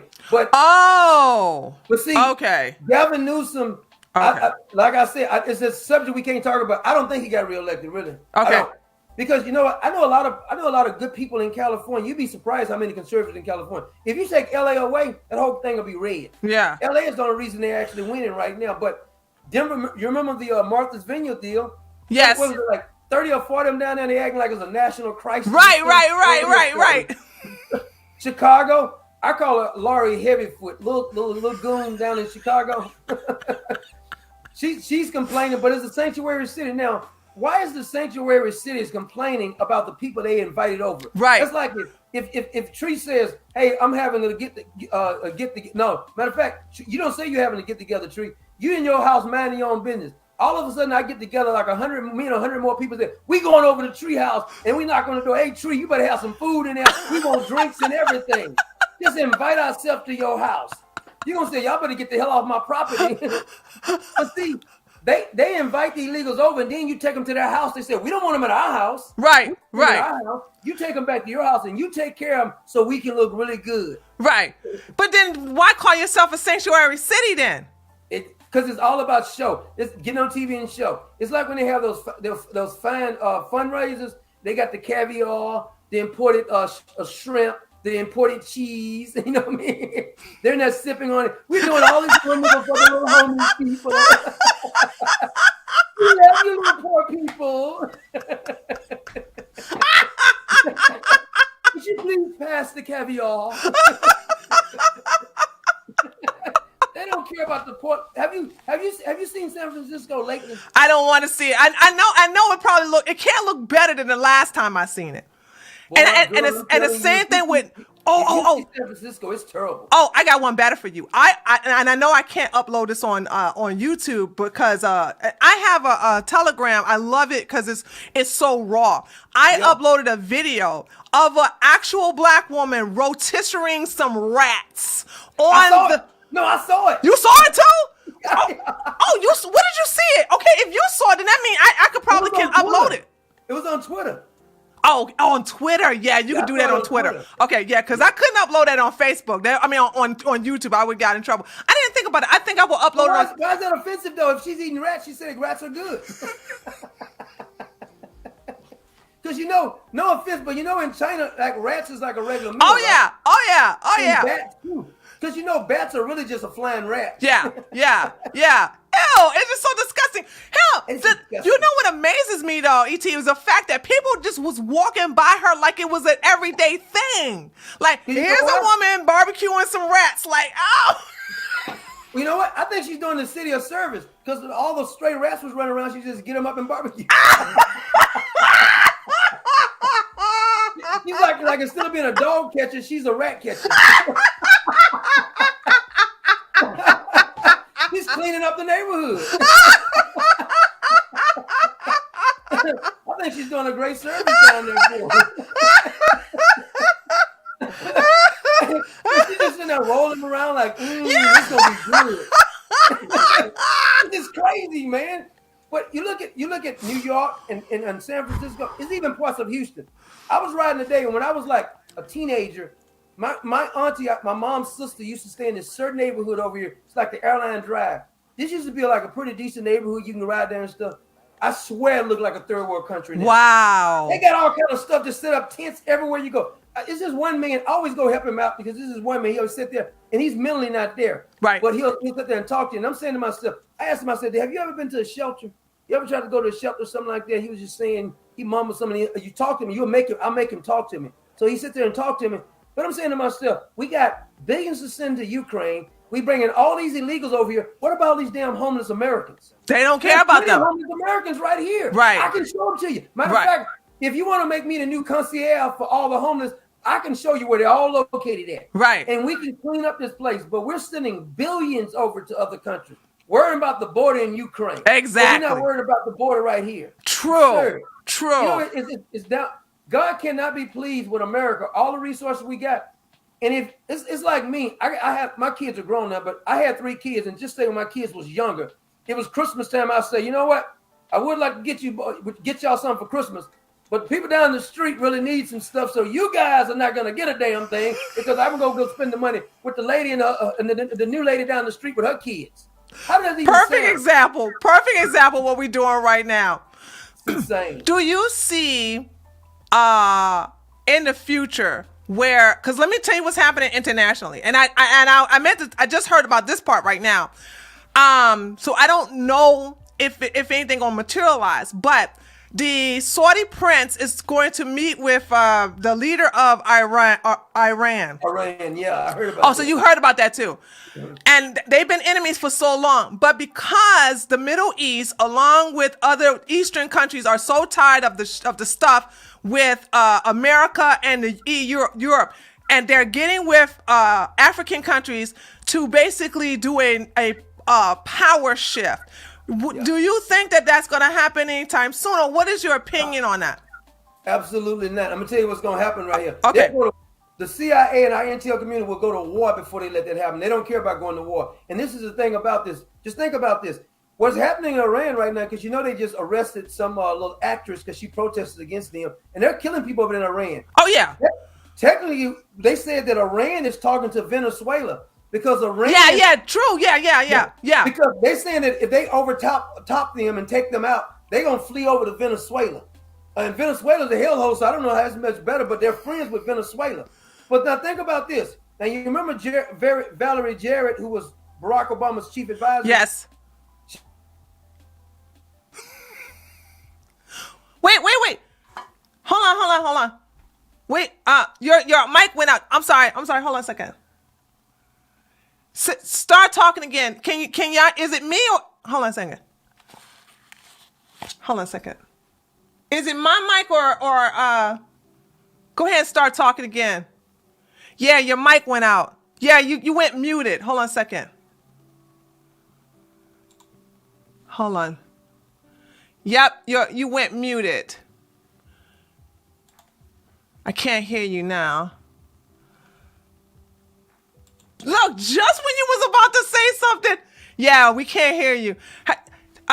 E.T., why don't you log off and then come out and come right back in, and I'll let you back in. Let me see if that's if it's something on our end, because you went right muted. Just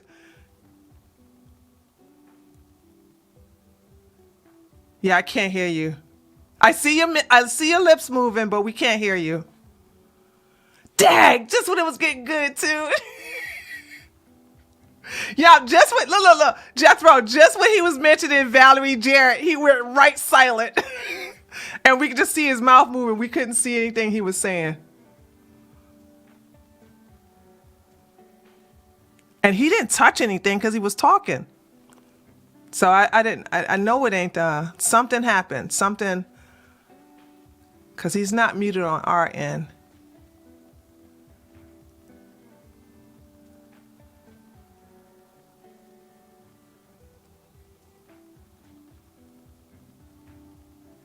Let's see if he's gonna figure it out.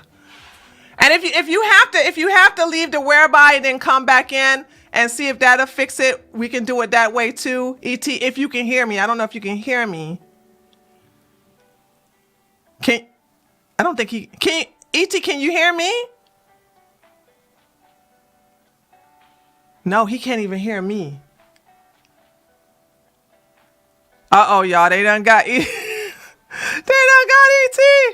Hold on a second. Let me try it again. Hold on. Let me email. Should I email him? Let me see something here. Let me chat. Hold on. ET, try to log off whereby and log back on. Let me see if that'll work.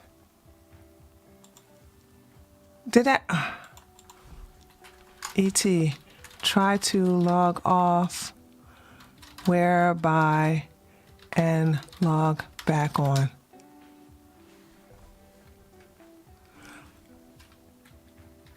We can't hear you at all. Hopefully he will see the chat. Let me see if he'll see the chat.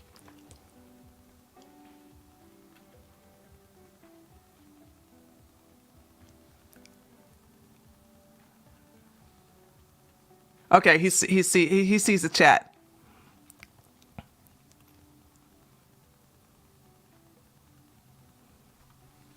Okay. All right, let's see if that'll work. Okay, he said okay. Okay.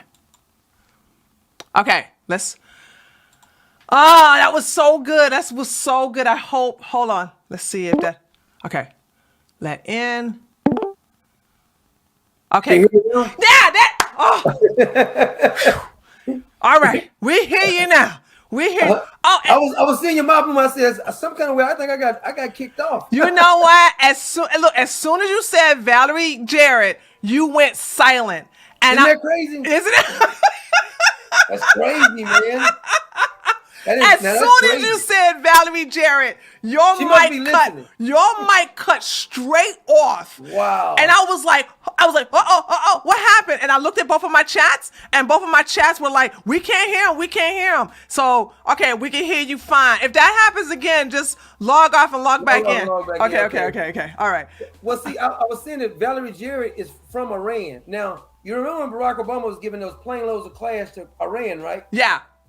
Also, not only did he give those plane loads of cash to Iran, they say he wired money, but we ain't figured out how he wired the money over to him because nobody's told us exactly how much. Right. But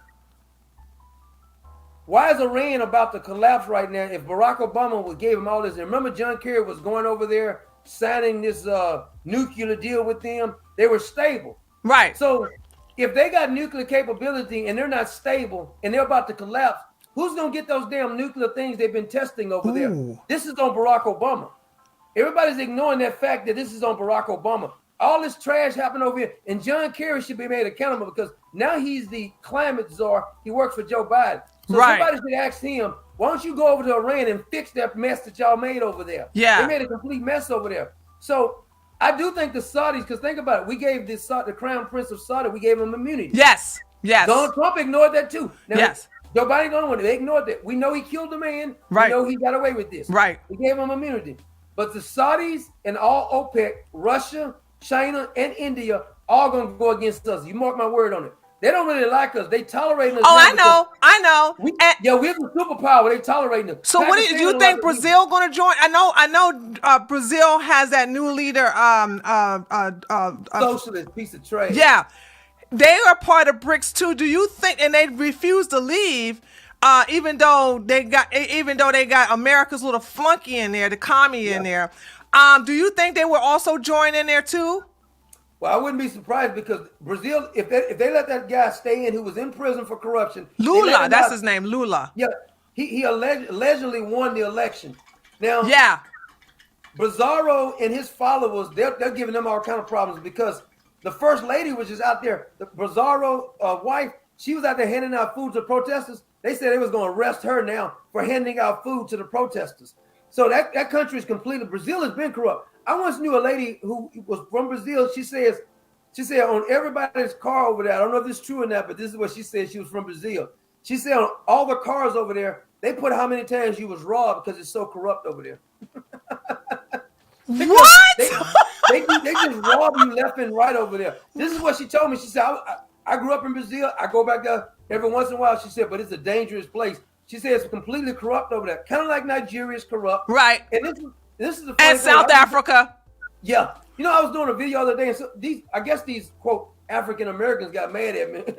I like to quote African. When did they don't get mad at you? Yeah. But all I was telling them is that I told them if California and New York does reparations, all they're gonna do is make the Cadillac dealer in the gold shop very rich. And don't forget the Nike, okay? Don't forget the Nike. They're gonna make Nike rich too, okay? Yeah, you won't be able to get no Nikes for Christmas, boy. Woo, it's going down. And by the way, and after they spend their money, they're gonna get mad, so we want some more. I told them this, and they said, because they always telling me, you know what I call them, Tree? What? I call it the Back to Africa crowd. The Back to Africa crowd. Now, I know some of these Negroes personally. I call them the Back to Africa crowd. And they always tell me Africa. Right. I said, planes leave every day to Africa, right? You can visit if you want to. I said because I did a video. First, I said that you can name. I think it's 54 technically countries inside of Africa continent. About 54 countries. Yeah. I said find me any one of those countries that's not completely corrupt. Hello. I think you can't blame it on apartheid now in the white. It's corrupt whites over there. I said, but a lot of these are being ran by blacks. Why are they mistreating their own people? Exactly. Boko Haram and everything else. So back to Africa crowd. Won't y'all go over there and fix that problem for us? Nope. Y'all like Africa Because so they know, first of all, they'll disappear. Okay. Yeah. And it's nothing like being in America where it's best for us. So it's like the thing. And also I'm willing to even say, because I had an argument too with somebody who actually want to talk about, they was talking about, well, we're not for Elon Musk. He was part of the apartheid. I said, you know what? I didn't see nothing wrong with apartheid. I said South Africa was really great until, Nelson Mandela. So I said, ever since that Negro got out of jail, I said, South Africa has gone from sugar to shit. I said, excuse me, he's gone from sugar to crap. And I said, so tell me how getting rid of apartheid improved South Africa. Well, see, there's some of the whites that was corrupt then before he got in office, but it came even more corrupt under him. His wife was corrupt too. What's her name? Nelly, whatever her name was.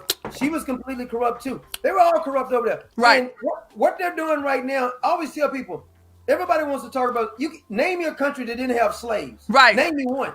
There is none. They all had them. If America has a place, matter of fact, you can look at what France is doing right now. And the only person who called France out is that new woman over there in Italy. Italy. Because she hates Macron. Her and Macron, honey, and Macron gay, so she and Macron gonna be having a cat fight actually. Who, Macron? Macron and what is her name? Macron is a DL. He's a DL. I wouldn't be surprised. His wife groomed him, but she's a beard. You know what I'm saying? That's why we call a woman who marries a gay man to protect him, to make him seem like he's a beard. Spell that for me. I'm about to use that. BEARD, like a beard, like a straight up beard, a regular beard, a regular beard. I never heard that before. Yeah. If you see a woman, that's what Nancy Pelosi is. Nancy Pelosi is a beard to her gay husband. So when a woman marries a gay man, she's the beard. So she knows he's gay. Okay, yeah. Well, see, I never heard that term. You just gave me a new thing to use. I'm gonna be using that one. See, I said Paul Pelosi is a download. Everybody got mad. Yeah. That's false information. He is. I said, Tim, explain this to me. The police said they suspended the guy, that CBS guy who broke the story. Yep. He saw the video, and the video said that Paul Pelosi opened the door. Yep. Now, if somebody breaks in your house and you don't want in there, and you go to see the police, he let you go to the door to open the door. And so he let you walk. You walk back over him, and then the police said, "Are y'all good?" And the guy said, "David said, we good." And then I'm telling you what actually happened. Can I give you my story? Go ahead. Okay, this is what actually happened. Paul went on like a Tinder or something. He ordered up one of these fellas. Yep. He said, "Come on over here, fella. I'm looking forward to it." So after he came over there, they got a little rough or something. They bust out the back window. They probably doing something on the back porch. I don't know what happened. But the glass is bust, and the glass is on the on the inside. Yeah. I mean on the outside of the door. Yeah. It's obvious they didn't bust the glass. Somebody was on the inside, bust the glass. Right. They probably was up against the window or something. I don't know what happened. That stuff they be doing. And so after Paul, they got in there and they started. You remember Dirty Harry Reid? Harry I don't know if Reid. you remember Dirty Harry Reid was from Vegas. He dead now. God rest his soul in hell. Dirty Harry Reid had the same incident happen. He said he was in his house exercising and he fell over and he busted his eye open. And I said that boy's a down low. He's a down low with some fishy stuff on. So what I said is that Paul was in there and they probably started doing some substance that made him paranoid, PCP or something. And so when he picked up the phone, and David probably thought he was calling for backup, like a stripper, a male stripper, to come over and play. So that's why David let him go to the door. Because why would you let a guy go to the door if you kidnapping him? True. Exactly. You gotta go to the door. Come on. And let's not forget, they have CCTV cameras as well as security cameras, and we don't see any footage of that yet. You're not going to see it. And you're not going to see that footage. Because you know why? Paul opened the door and let him in there. That's what happened. Yep. And as he came in, when he got to the door, when David first saw the police, he thought it was like the what you call that? The Chippendale strippers. The village people. He thought it was the village people. He said, 2 cops here. He said, oh yes. David said, this is about to go down. The village people just showed up. And then when we got, and then David looked at Paul and says, you got the real cops up in here? I thought this was entertainment. He said, I'm going to take this hammer. And he started singing, if I had a hammer, I'd hammer in the morning.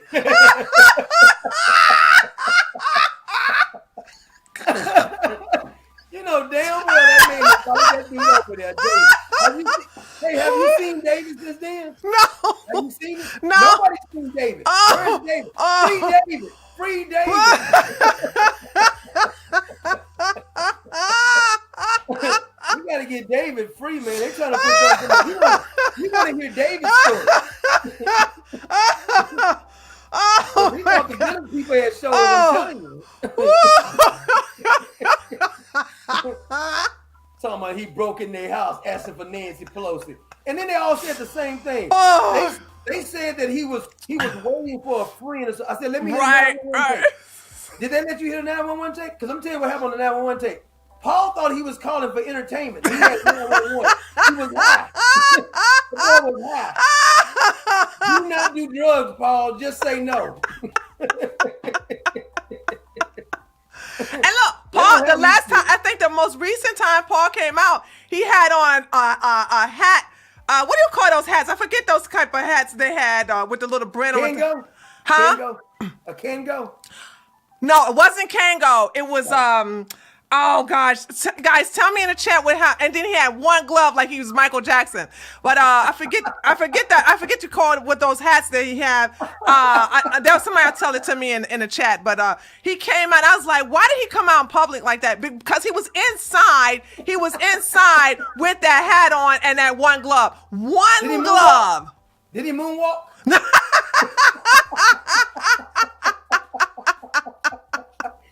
Fedora. Yeah. It was a fedora. That's what it called. He had a fedora hat on with that one glove. They say he had some sores on his lip or something.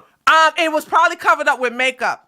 Oh, okay. Yeah, it probably was covered up with makeup. And maybe because I did see some people zoom in and you could tell it was covered up with makeup with the sores. Okay. Yeah. So him and David must have got rough in there. They got real rough in there.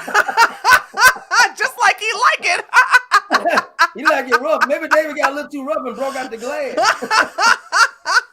So Nancy Pelosi got a beard too. Yeah, she's a beard. She's a beard. Nancy Pelosi is a beard. Just like so Michelle Obama's a beard too? Huh? Is Michelle Obama a beard?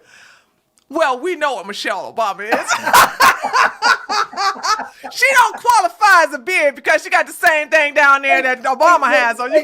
What would you call Lori Heavyfoot then down there in Chicago, since both of them are like that? Well, they're lesbian because a beard can only go to a heterosexual woman.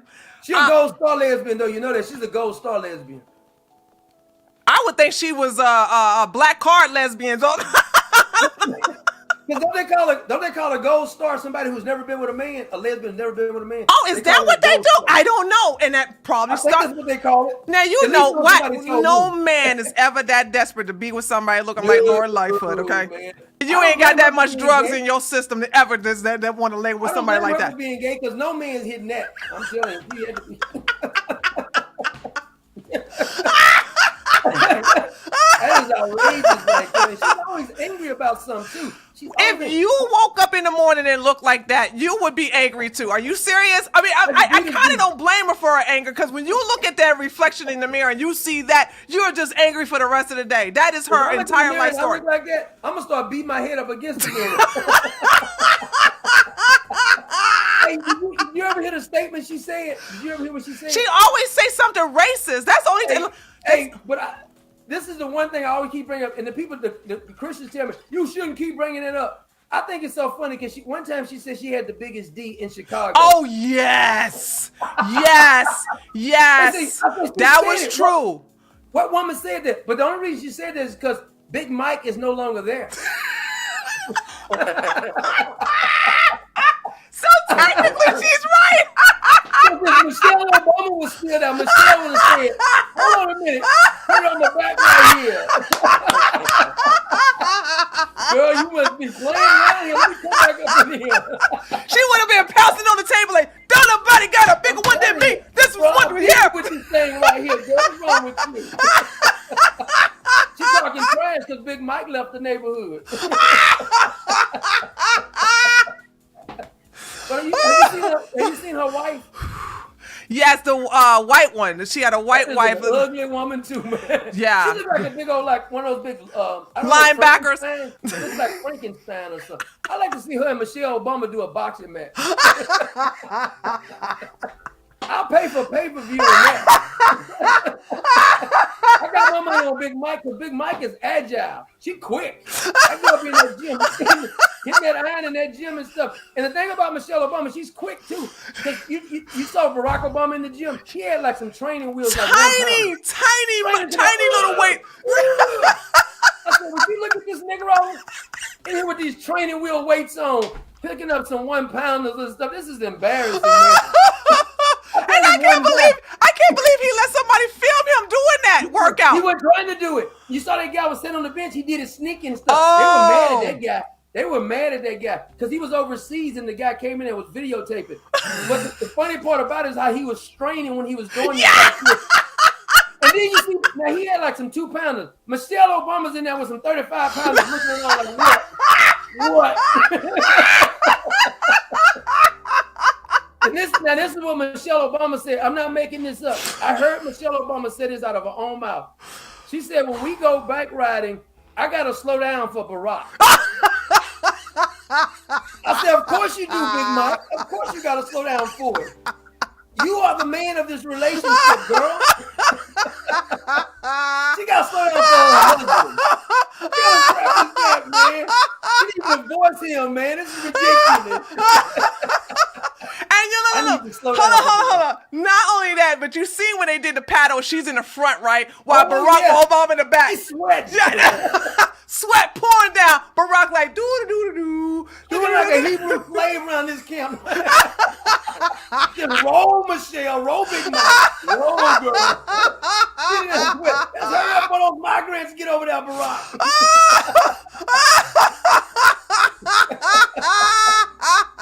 Yeah, this Negro got me doing all the work up in here.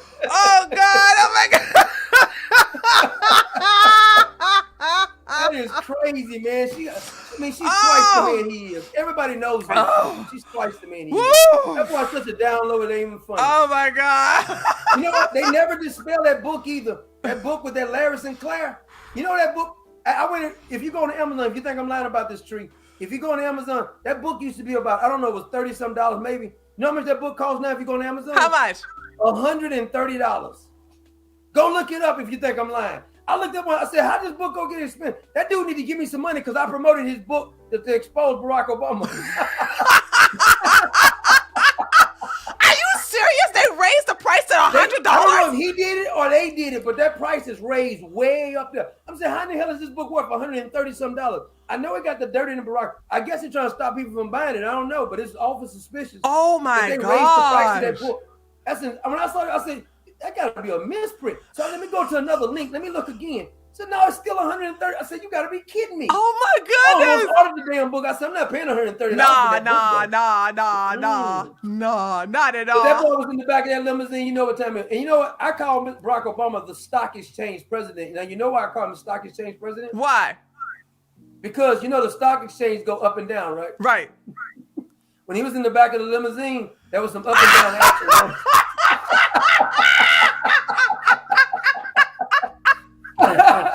He's the stock exchange president. You never know when the market's going to go up or down. You just never know.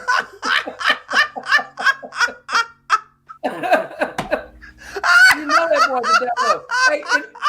Blacks used to get mad at me when I used to tell them. I said, that boy's a sissy, man. I know a sissy when I see one. Come on. And then this one guy I knew, he got real mad. He says, man, what you trying to say? I said, if you're trying to protect this sissy, you got something you want to tell me? You want to come out the closet with me? He said, I ain't no sister. I ain't no punk. Can't tell you defending one. Why you defending one then? You mad? You mad, bro? I'm not not going to do you offending. I mean, that's protest is too much. Oh my God! Oh my God! I know you get I catch hell from not all, because I have black conservatives and right wingers who think like us, but every now and then I'll get some didn't do Tyrone or some boom shika that'll come into my chat and they think I'm the wrong one, and they get clowned every time. Well, see, they like. I used to even waste my time because they used to, like on Facebook, they used to send me private messages. Oh, I'm gonna do something to you. I say, if you're a gangster, why are you telling me you're gonna do it? Boom. Just do it. Thank you. Boom. Don't Do it. Do it. I'll be waiting. Do I'll it. be waiting. Just Right. do it. Right. Don't Right. tell me about it. Real gangsters don't tell people what They don't. do. They don't. They just do it.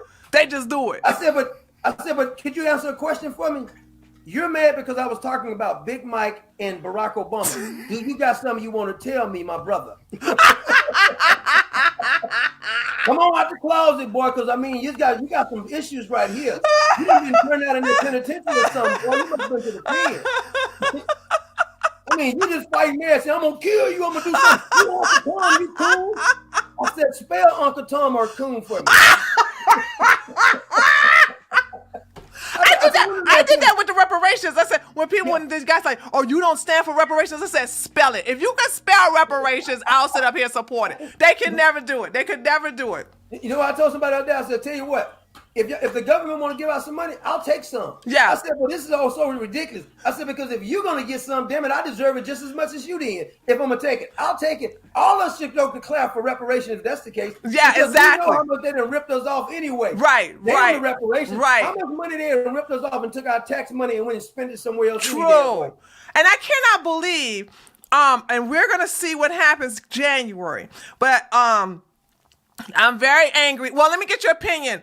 Right now, the McCarthy, I don't want him to get Speaker of the House, but it looks like that he's going to get it to you, because it looks like a lot of these conservatives who are against a lot of the Republicans who was against McCarthy are now beginning to cower under voting for him after all. What is your opinion on reference to that? McCarthy is a joke. I mean, he's a clown. Yeah, he is a clown. Yeah. He's not a. But I think that most of them are going to sell out. There's a couple of them that's not going to sell out.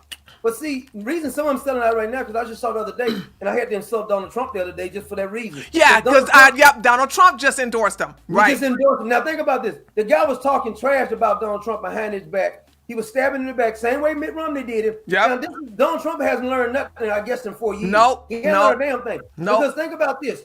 Kevin McCarthy was there when they was dragging your name through the mud for 4 years. Mitch McConnell was there when they was dragging your name through it. Name all the Republicans was there. And think about this. Mike Pompeo was the head of the CIA and the Secretary of State. Why didn't Mike Pompeo, who's supposed to be brilliant, why didn't that Miller fellow who he had working for him, or Jerry Kushner, why they didn't stop them from attacking you like that? Because they had all the information. Why they didn't do any damn thing? I would not support Kevin McCarthy, but I got a feeling that he's going to win anyway, because now I see Donald Trump came out and endorsed him. I will never support Kevin McCarthy. Just like I will not support the nut hugger wearing Lindsey Graham. True. True. And I wish Lindsey would just come out the closet already. Well, he's already out of the closet for him. I call him nut hugger, man. I call him Miss Lindsey. Yeah, Miss Lindsey. You know, remember Daisy Duke used to wear those Daisy Duke pants? Yeah. He wears some nut huggers. It's the same as the Daisy Dukes, but they're nut huggers because he's a man. And he has a little shorts on with like 15 cats around the house, all in the corner. He's in there fishing tuna fish that, come on, baby. Let me eat out of the tuna fish thing. Come on, baby. Come on, eat the tuna fish. 15 cats on the counter. He's in there with some damn Daisy Dukes like Richard Simmons. With his shirt tied up like this right here. Walking around like this. With a Brazil on. That boy needs to come out the closet and quit stuttering his voice. His voice is higher than my daughter's. And he was threatening Vladimir Putin. He said, I tell you what, it's like Michael Jackson. Michael Jackson got more bass in his voice than his boy. It's ridiculous. Like Michael Jackson said, who's bad? Who's bad? That boy done lost his mind trying to pretend like he's a man. Come out the closet, Lindsey. They said, well, he ain't never been married, but nobody's ever caught him with a man. Are you serious? Come on, man. You don't have to catch him. It's obvious. Just look at him.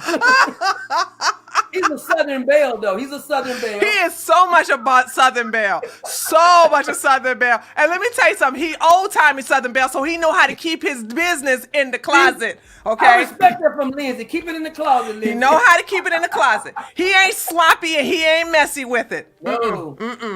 He invite the fellas over, but they have a closed party. He Right. don't do like Paul Pelosi did, invite the order the guy offline. See, he probably have a long relationship, kind of like the Rocket Man or Elton John did. We are married for a long period of time, but we don't tell anybody. Did you see the Rocket Man say he wasn't gonna be on Twitter no more? Oh, I actually went on Twitter and I quote tweeted him. I said, he'll be back. He's just virtue signaling. And I said, and I used the meme with the airplane says, please be like the airport. Don't announce your departure. Just leave. You know what I'm saying? You don't have to announce your departure. Just leave. Just leave. And you gotta tell me, I'm about to leave. Anybody want to stop me? I'm about to leave. No, I'm not. I did that virtue signal. A lot of those liberals who said they always want to grandstand. I'm going to leave Twitter. Like, you don't have to announce it. Just leave. Remember they said when Donald Trump was elected, he was gonna leave the country. They didn't go. They said they was going to go to Canada. Not one of them went. Not one. Not One one. left, but he came back. It was what's that? George Clooney. He left, but he came back. Did George Clooney do that? Yeah, he left. I think he went to UK or something. I think is his wife from UK? I don't know where she's from. No. But he left and came back. I don't know. I don't know where she's from. I do know she was a waitress at the Las Vegas casino. I think that's where he met her. Oh, he did. He got off the table.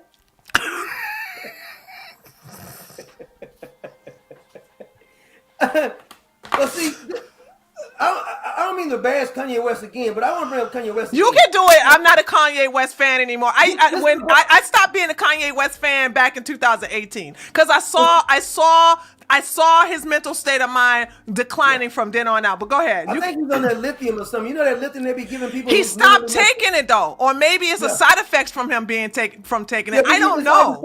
There's obviously something wrong with the boy. Right. I mean, 'cause he's in there with a full black mask on and everything. But this is what did it to him. I told people this right here. This is a well-known fact. If you mess with a Kardashian, you're going down. This is a fact. It's the curse every of a man, Kardashian. every man that has messed with a Kardashian is not well now today. Why would a rich man mess with a Kardashian? Even a broke man should be scared of the Kardashian. True. But why would a rich man mess with the Kardashian? So every man that you meet can tell you, I had your old lady. This doesn't make any sense to me. He's gonna go date Kim Kardashian. Look, Bruce Jenner used to be an Olympic star. He think he's a woman now. They had that one that Tristan, the other one who played basketball. He tried to kill himself, was on drugs. Right. He's such a drug head. He in and out of rehab. Everybody who messed with those Kardashians, they just messed up. They messed up. They're no good afterwards. After messing with them. Megan Thee Stallion, that little rapper, what's his name? Tory Lanez. Yeah. All they did was visit the Kardashians' house. On leaving there, they got in trouble with the laws. Do you know? I just found out that's where they were coming from, and I go. I said, these people, the Kardashians is so evil that if you even drive to go visit them, you are going to be caught up in nothing but drama and chaos. If the Kardashians call me right now and say, you want to come out for a hell no. Hell no. Click. We'll pay you $1 million. Click. No. Because I might be dead. Them Kardashians scare the hell out of me. I'm not lying, man. But think about all this. And by the way, that Megan Stallion is lying too. That dude didn't shoot her. Yeah, I think her bodyguard did it because nobody can find him. Well, he disappeared, and you saw what her little friend did. Turned on her and said, "I just said that." Of course, now she's got immunity. Now they can get her for perjury, I believe, but they can't actually. I don't think they're going to do it. I don't think they're going to get her for perjury. Yeah, but this proved that Megan Stallion was lying in the first place. Right. Think about it. Megan Thee Stallion introduced this guy to her sister, her best friend, that Kelsey Harris woman. Yeah. Then she started sleeping with the guy. Right. Then she lied about it. She done lied about everything. It's just all kind of mess over there, man. God, oh my God, they're so messy with it too. And what that security guard is saying now, her bodyguard, he said, "I'm not gonna perjure myself for you, girl." Right. That's what he's saying. He's not gonna testify because he will perjure himself. Well, they can't find him though, and he's purposely on. He's gonna stay disappeared until the case is over, don't you think? Right? Well, see, why don't the police just go? They don't see what they don't want to do is that if they force him to testify, he may plead the fifth and just say, "I'll let you take that charge." But he can't contradict because I think he's the one who might have shot her on accident because he had a gun too, but nobody ever dusted him for fingerprints. Right. Look suspicious. I don't know. I don't think he's gonna ever testify. Really, if I was Tory Lanez, I'll sue Megan Thee Stallion. Yeah. Do you think her career is over because of this? Because this looks really bad. No doubt about it. No doubt about it. They're already dragging her through the mud. They've been saying it for the last 2 years. Now this is what gets me though. Now on her song, she always saying, "I'm a bad bitch. I'm a bad this and I'm a bad that." Now she's a victim. Oh my God, I've been so distressed. Who is that? Megan Thee Stallion? Yeah. You know she's from Houston too. Now she's acting like a victim. And right. The Kelsey Harris woman. First, it was just like the other little rapper. He was a gangster rapper, and they put the Rico statue on that fool. Right. And all of a sudden, he was singing like Whitney Houston. Up in his he said, "Yeah, whatever you want me to say." He said, "Are the people that you're hanging out with, are they criminals?" He says, "Yes, ma'am." Yes, they are. He said, "But I didn't snitch, fool. I got you on tape snitching." You didn't snitch. 6ix9ine, right? That's what you're talking about, right? 6ix9ine. Yeah. No, not the 6ix9ine. It's the other little one called Gunner, the one that the Young Thug and the Gunner. They got a new trial going. They got Rico statue. I don't know about that one. That black prosecutor has put Rico statue on all of them. So I'm gonna lock all y'all up. So this one little rapper who's always talking about gangster rapping, they had him in there for 7 months. He wanted to get home for Christmas. He started singing like a mockingbird, boy. Told on the rest of them, just like 6ix9ine did. Just started snitching. Oh, see, okay. I'm gonna look that one up. I don't know. I don't know about that one. Yeah, everybody's a gangster. See, Mike Tyson wasn't a poet, but Mike Tyson had a famous quote. He said, "Everybody is a badass until you punch him in the mouth." See, everybody's a gangster. They talk about gangster rap. And then they put that Rico statue and said, "We're gonna hide you for the rest of your life." All of a sudden, you're not a gangster no more. Oh no, I'm not a gangster. No, Yeah, my chat says Young Gunna is in Atlanta, so I should have known about this because I'm in Georgia.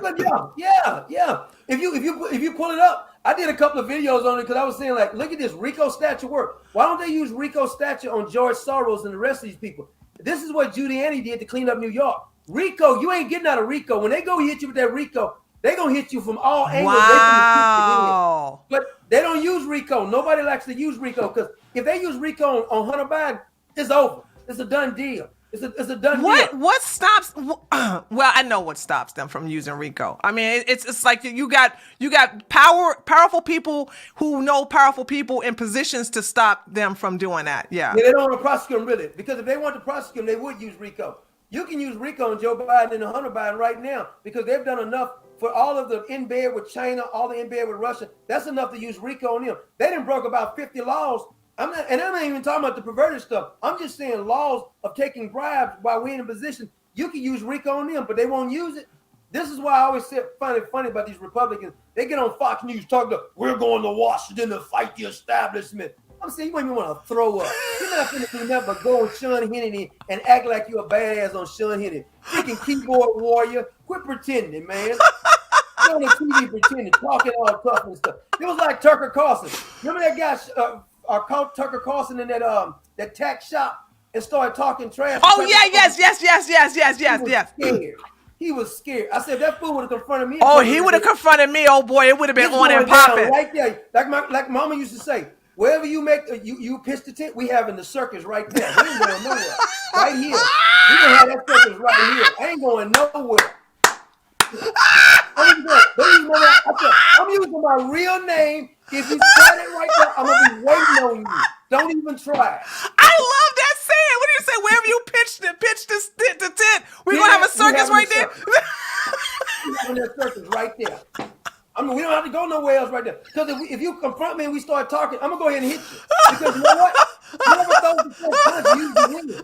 So you gonna come talking and stuff. That's all it's gonna happen. I'm not gonna talk no more. Because you're not gonna stop me from expressing my opinion online. If you offended, get over it. You can't stop me from talking, man. You better get over yourself. I ain't trying to stop you from talking. Why are you trying to stop me from talking? I just don't understand people getting this mad about somebody's talking online. Makes no sense. The country is going to hell in the handbags because you got to have law. If you're not going to arrest people, like this is what gets me. The Republicans come on TV and they say, We don't know what to do about this crisis at the border. We don't know what to do about these people running out of the store with merchandise. They're shoplifting. How about lock their asses up? Exactly. And I said that last Wednesday. I said, we don't need to create new laws. We need to enforce the laws we have on the books already. Those laws are not being enforced. I said, right now, everybody wants to reinvent the wheel. I said, we don't need to reinvent the wheel. We need to enforce the laws that we have on the books already. See, all that's just grandstand though. Whenever a guy goes, I put my name on a new bill and we're going to sign this bill. We don't need no more new bills. No.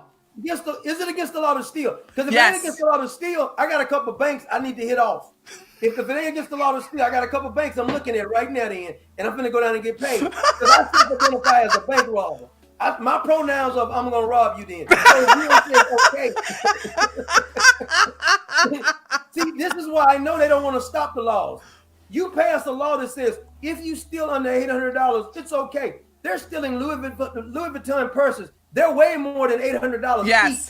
Yes. So why are you not locking these people up? And I hear I got this freaking mayor down here. He's a switch hitter too. Our mayor down here, Sylvester Turner in Houston, he's a switch hitter too.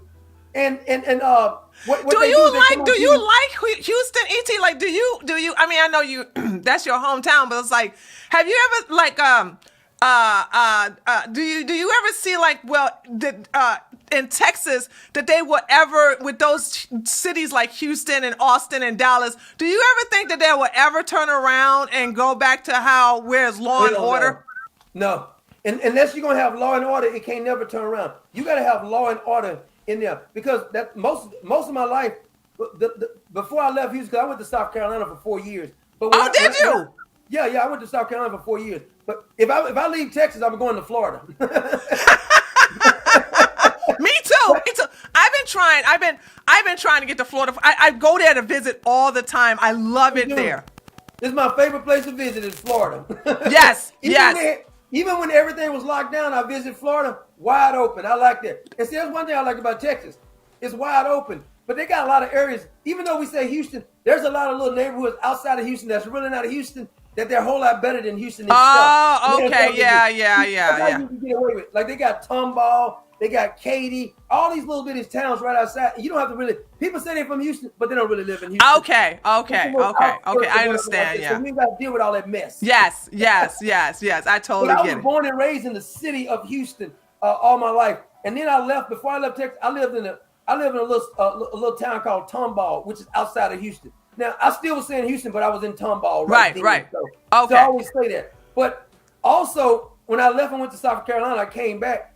I noticed that the city has changed a lot because of all the damn illegals they don't allow to come over here now. It's just infested with that. But if you hire people like Sylvester Turner, he reminds me of a black Lindsey Graham, if you ask me. He reminds me of black Lindsey Graham. Now, he tried to run for mayor a while back. They actually did cheat on him one time because he actually won, but they cheated on Bob Lanier was the other mayor who actually cheated on him. But this boy been trying to get mad and say he was going to do something. He ain't done a damn thing. And Sheila Jackson Lee is the same way. Oh, Lord, that chick. Speaking of Christianity, every time that election comes around, all these fake preachers, I be calling them out too. They go to the churches, don't they? Yeah, they let Sheila Jackson Lee come up in and talk. She ain't done this woman she went to school with Noah. I mean, she ain't done that yet. She ain't fixed nothing yet. She should already have something fixed. All she do is promise you Negro stuff, and your neighborhood gets worse. I knew an older black man who lived in Acres Home. It's one of those districts that Sheila Jackson Lee. This man had drug dealers. He was trying to call them to get them to come do something about these drug dealers. That man and him having a heart attack because they wouldn't do a damn thing about it, man. All they did was allow. They don't do nothing about crime. They allow them to get away with it. And then they get on TV. We're going to have a press conference. What are we going to do about this rational crime? Right. Lock the damn criminals up. Up. Just lock them up. Just basically enforce the law. Enforce the law. Like you said, though, they don't need more laws. They just need to enforce the ones. Exactly. So then what do you think eventually is going to happen? Because, okay, I know that saying it's going to get worse before it gets better. Are we near that, or are we at that level of it's worse already? You know what? The scary part is, you know what I really believe? What? I think the whole bottom is about to fall out, really. Because it's almost like they're trying to collapse the dollar on purpose right here. Because if you think about this, we used to have the gold standard. The only time you use money is what you had enough to back it up. Nothing's backing up the dollar. So it's like and then they said some parts of the EU is trying to come up with this new currency or whatever. That's almost like they're gonna do like they did over in Greece. You're gonna go to the bank and try to get your damn money, and they're gonna say, we don't have no money for you anymore. I mean, we almost at that point right now, because when you look at the kind of money they're spending, it's not sustainable. No. Remember 2008 crash? We're right at that point right now, seems like. Remember when they was going through COVID, all these prices, it was overpricing these houses. Everybody was overspending and everything. I knew people who sold houses and they got way more. I said, well, you better save it, because now what they're going to do is that these prices, now the prices starting coming down. And all the people now who bought these houses thought they were going to be able to flip them. They're going to do the same thing they did with the housing crisis. They overpriced it. People was overpaying $50,000 more than what the house was. So if you really look at it, if what I'm hearing, what you're saying is correct, if you have some expendable, because this happened in 2008 with a couple of my friends, I didn't have the money at the time, but when people had overpaid for these houses, and they were basically about to go into foreclosure, so you had a lot of them go through short sales, you know what I'm saying, and sell the house for lower than what they purchased for it. Exactly. They lost a lot of equity in that, and it's probably going to happen again, because when you look at the people who don't, not these sensationalistic people they get on some of these stations talking about, I'm an economical specialist or whatever, but they've been getting it wrong. Like that Jim Cramer guy. That guy has got just about everything wrong that you can name. Why do people still listen to him? He was bragging on that FTX guy one while. He called it FTX guy. He was like, oh my God, this guy is brilliant, such and such brilliant. He's the one who bragged on Meta when Facebook was there. He was bragging, oh, they know what they're doing over there. And then they way. They still listen to him. Why listen to that guy? He don't know what he's talking about, man. It's amazing that he still has a show. Why? Yeah, I was going to say the same thing. Why does he still have his show? Well, was he on Miss NBC, CBS? Yeah. That's all they bring on his hat. That's all, no, I guess no real economic person they would bring on there anyway. It's just a bunch of hacks over there. And what's dangerous, though, is that the government promotes these people, and after some crash, they say, you can't sue these people. Nothing can happen to these people. Just like they did with the pharmaceutical. You can't sue them. So I don't think nothing's going to happen. I think it's going to get worse.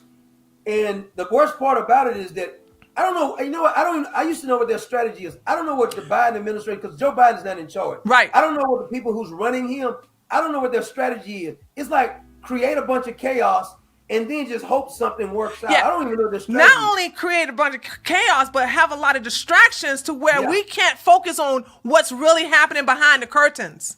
See, that's what they're doing. It's like they'll start all kind of crap. It was Ukraine, it's COVID. They just start a whole bunch of stuff, and then all of a sudden they'll pass a law while all this stuff is going on, and you're not paying attention to this over here. It's like a magician. Do this with your hand and catch you over here. Because while Kanye was doing the whole mass and I love Hitler thing, they passed the Marriage Act that will also include transgenders. Well, see, okay, maybe that's what they did. Because didn't Barack Obama already pass that? Yes, and me and my chat had talked about that. I said, why do they have to pass a marriage act for gay people when that was already passed? And my chat told me that Barack Obama passed that in 2015. So I said, why do we need another one? And that's because it didn't include the 150 binaries, and it also included the transgenders. Oh, I'm gonna weep. I'm gonna give me some tissue. I'm gonna weep. That's so moving. That's just really moving. I mean, think about this. So if you're able, think about how much power the LGBT has. The LGBT has the power to change a whole language, English language. We can butcher that. So why is it that I can't self-identify as the president? Self-identify as a billionaire. You know, I said I was gonna go over to the bank and says, I'd like to withdraw $1 billion cash money. And then they go back and say, well, sir, we don't have that much money. Well, how much do you have? Well, we got a couple of million. I'll take that. So you look at your account. You don't have $3 million in your account, sir. Well, what difference does that make? I self-identify as having $3 million in my account. Give me my money. So how logical it is for them to say, I'm a man. I don't have a menstruation. I can't get pregnant. I don't have any ovaries, but I self-identify as a man. See, if you was 1 year old, I'll play house with you. You know what I mean? If you was like my grandbaby or my nieces or something like that, I'll play house with you. But you're a grown ass man. You're a grown man. You're grown children. You're grown people. You're grown adults. You're grown adults. No, I'm not going to play house with you. I do have some good news. I see a shifting. I see the narrative shifting because while I was at the gym, I noticed that the hashtag trans women are con men was trending. Is that right? Oh my gosh. And I was like, okay, are we going to get banned for this? Because I was like, I'm going to participate in this one. And if you actually click on, now I don't know if it's still trending now, but when it was trending, they showed all of these, and I'll give you the link so you can see for yourself. They showed all of these trans women who were beating people who were beating biological women in sports, and then they showed and then they had a cartoon. Now, I got to be very careful because I know YouTube protects this type of But they showed a cartoon where they showed the women locker room, and they showed 3 cartoons of individuals with pink and blue wigs, and they all had an eggplant, and they go, well, shit. Because everybody in the women's room was these type of people. And so that's what they was saying. Like that's what they was using. They were showing the people, and they were showing that how many biological women were being R-worded in jail from these people. So it's like everything was finally putting these people on blast. I'm like, okay, so now y'all really want to get this shit out, get the shit out of control, under control? Because I said, I even participated in the hashtag. I said, notice how no trans man has ever broken a record in a men's sports event. Exactly. Because the sisters can't compete against the men. They want to go compete against the freaking women. But this is what's scary about this. I saw this young lady, and technically she's the best in high school in Connecticut. She's the best one over there. And if it weren't for the 2 men competing, she would win first place. You know that fair to her? That the federal government upheld that, so now they got to take it to the Supreme Court. Isn't that crazy? We actually debating this. I mean, I just never thought I would get to this point that we're actually having a debate. But you know what's even scarier? Did you see in California, where if you self-identify as a trans, they'll put you in a women's prison. Now, what man won't self-identify as a trans? Yeah, they're going to all identify as trans. They all both of them trans. Send me to the women's prison. But then what happened is that some of the women was coming up pregnant, and this is what they said. I'll BS you not. They get on TV and says, well, we don't know what we're going to do about it. We don't know what's happening. Some women are coming up pregnant. No, really? They don't know what's happening? Talk about put the wolf in the hen house, fool. He still has his package. Of course they're coming up pregnant, fool. He's still a man. He's pretending. Oh, God. Oh, my God. You can't make this stupidity. You can't. You know, when I was a kid, I was in elementary school, I never thought that a grown-up would be this stupid. I never thought it would be. When I was in 3rd grade, if you'd have told me that grown-ups would be this stupid, I would have never believed. Me neither. Me neither. It's like they're saying they're running an asylum. Oh, well, speaking of this, and of course we're going to be running. I got to have you back on again. We have a good time talking and everything like that. But here's my last discussion. So do you think we will eventually have some kind of a political divorce where, you know, those of us who are right-leaning, we can have our own communities within and in states where we don't have to worry about like have the Democrats have their here's what everybody's proposing. I actually agree with this. Let the Democrats have their cities, you know what I'm saying? Let them have the inner cities, but they have to stay out of the red areas. And, you know, and if they come into the red area, I think we should keep them out of the red area. So, because, you know, the areas that are red they have the law. We respect the police. We have low crime. You know what I'm saying? We don't deal with the whole homeless thing. But but a lot of people are fighting against that because they want to call that racist. What is your opinion about on that one? I've been saying this since 2012. Oh, really? Oh, yeah. I think we should just divide the whole damn United States up. 25 states over here, 25 states over. If you got any liberal family members, tell them don't visit our damn states no more, period. They'll never come up with here. Well, you know why they're never going to never do this? Because the Republicans are fake, too. Yeah. Because if you divide it, think about it. All the conservatives mostly going to work. They need us to fund what they're doing. Exactly. We got to fund their welfare recipients, the illegal aliens coming over, the Afghans coming over. Right. So they don't want to allow it because I've been saying this the longest. If any state, I don't care what it's at, if you name me any state, it could be Alaska. If they say we can succeed and only conservatives go there, I swear I would move to Alaska. You would move to Alaska? I don't even like cold weather. I hate cold weather too. I hate cold weather. But if you tell me all conservatives gonna be living there and it's dark, what 6 months, 3 months, whatever, I'll move to Alaska to get away from these damn cold weather. That's how much I want to get away from these damn people. Oh my gosh. I hate cold weather. I visited somebody one time when it was cold. I said, I'm never coming back when it's cold again. I don't do cold weather. Me and cold weather don't get along. Me, I'm the same way, E.T. I hate cold weather. That's why I'm down here in the South. You got to go to work. Before you go to work, you got to go work and shovel the snow. That ain't for me. That's for the birds right there. I don't want to be shoveling no snow before I go to work. I'm not a morning person anyway. So I don't want to be shoveling snow early in the morning. Yeah. You out there 5 o'clock in the morning trying to shovel snow off running your car.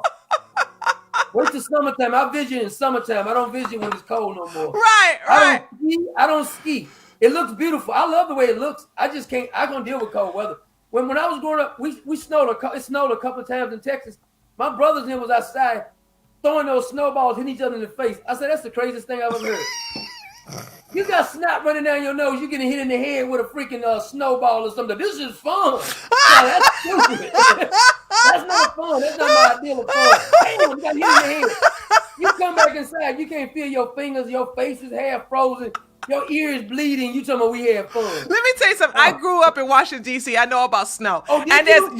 there's nothing wonderful about getting hit in the face with a snowball. I'm going to let you know that right now. And that's the reason why I'm down in South. I hated the snow when I was growing up because even back then, because like I said, I don't understand it. The children today have it easy. I lived 2 miles away from our school. We had to walk all the way to the school. We didn't have a cheese bus. We had to walk there, and walking in the snow was miserable. I can't even imagine that. See, I can't imagine that right there. I can't. But see, I can take all kind of hot weather. I'm used to hot weather. Me too. I love heat. I love it can be heat. hot as I don't know what and stuff. Everybody else is sweating profusely. Not I'm me. Not even sweating that much. Not me. It doesn't Yeah. bother me whatsoever. Not whatsoever. So my dad broke me out of that when we was a kid. Me and my older brother. My dad had an air conditioning company, and every summer, I don't care when we started, when we was like 9 and 10. He said, "You Negroes working," and so he would get us together, and we would go in those attic. And this is when they had the kind of fiberglass that go in your skin and feel bad fiberglass. It'd be 140 degrees upstairs. You can say, "Oh, I'm gonna go tell my mama that I'm up here one." If you get real hot, he said, "Go downstairs and get yourself some water and bring your ass back up here."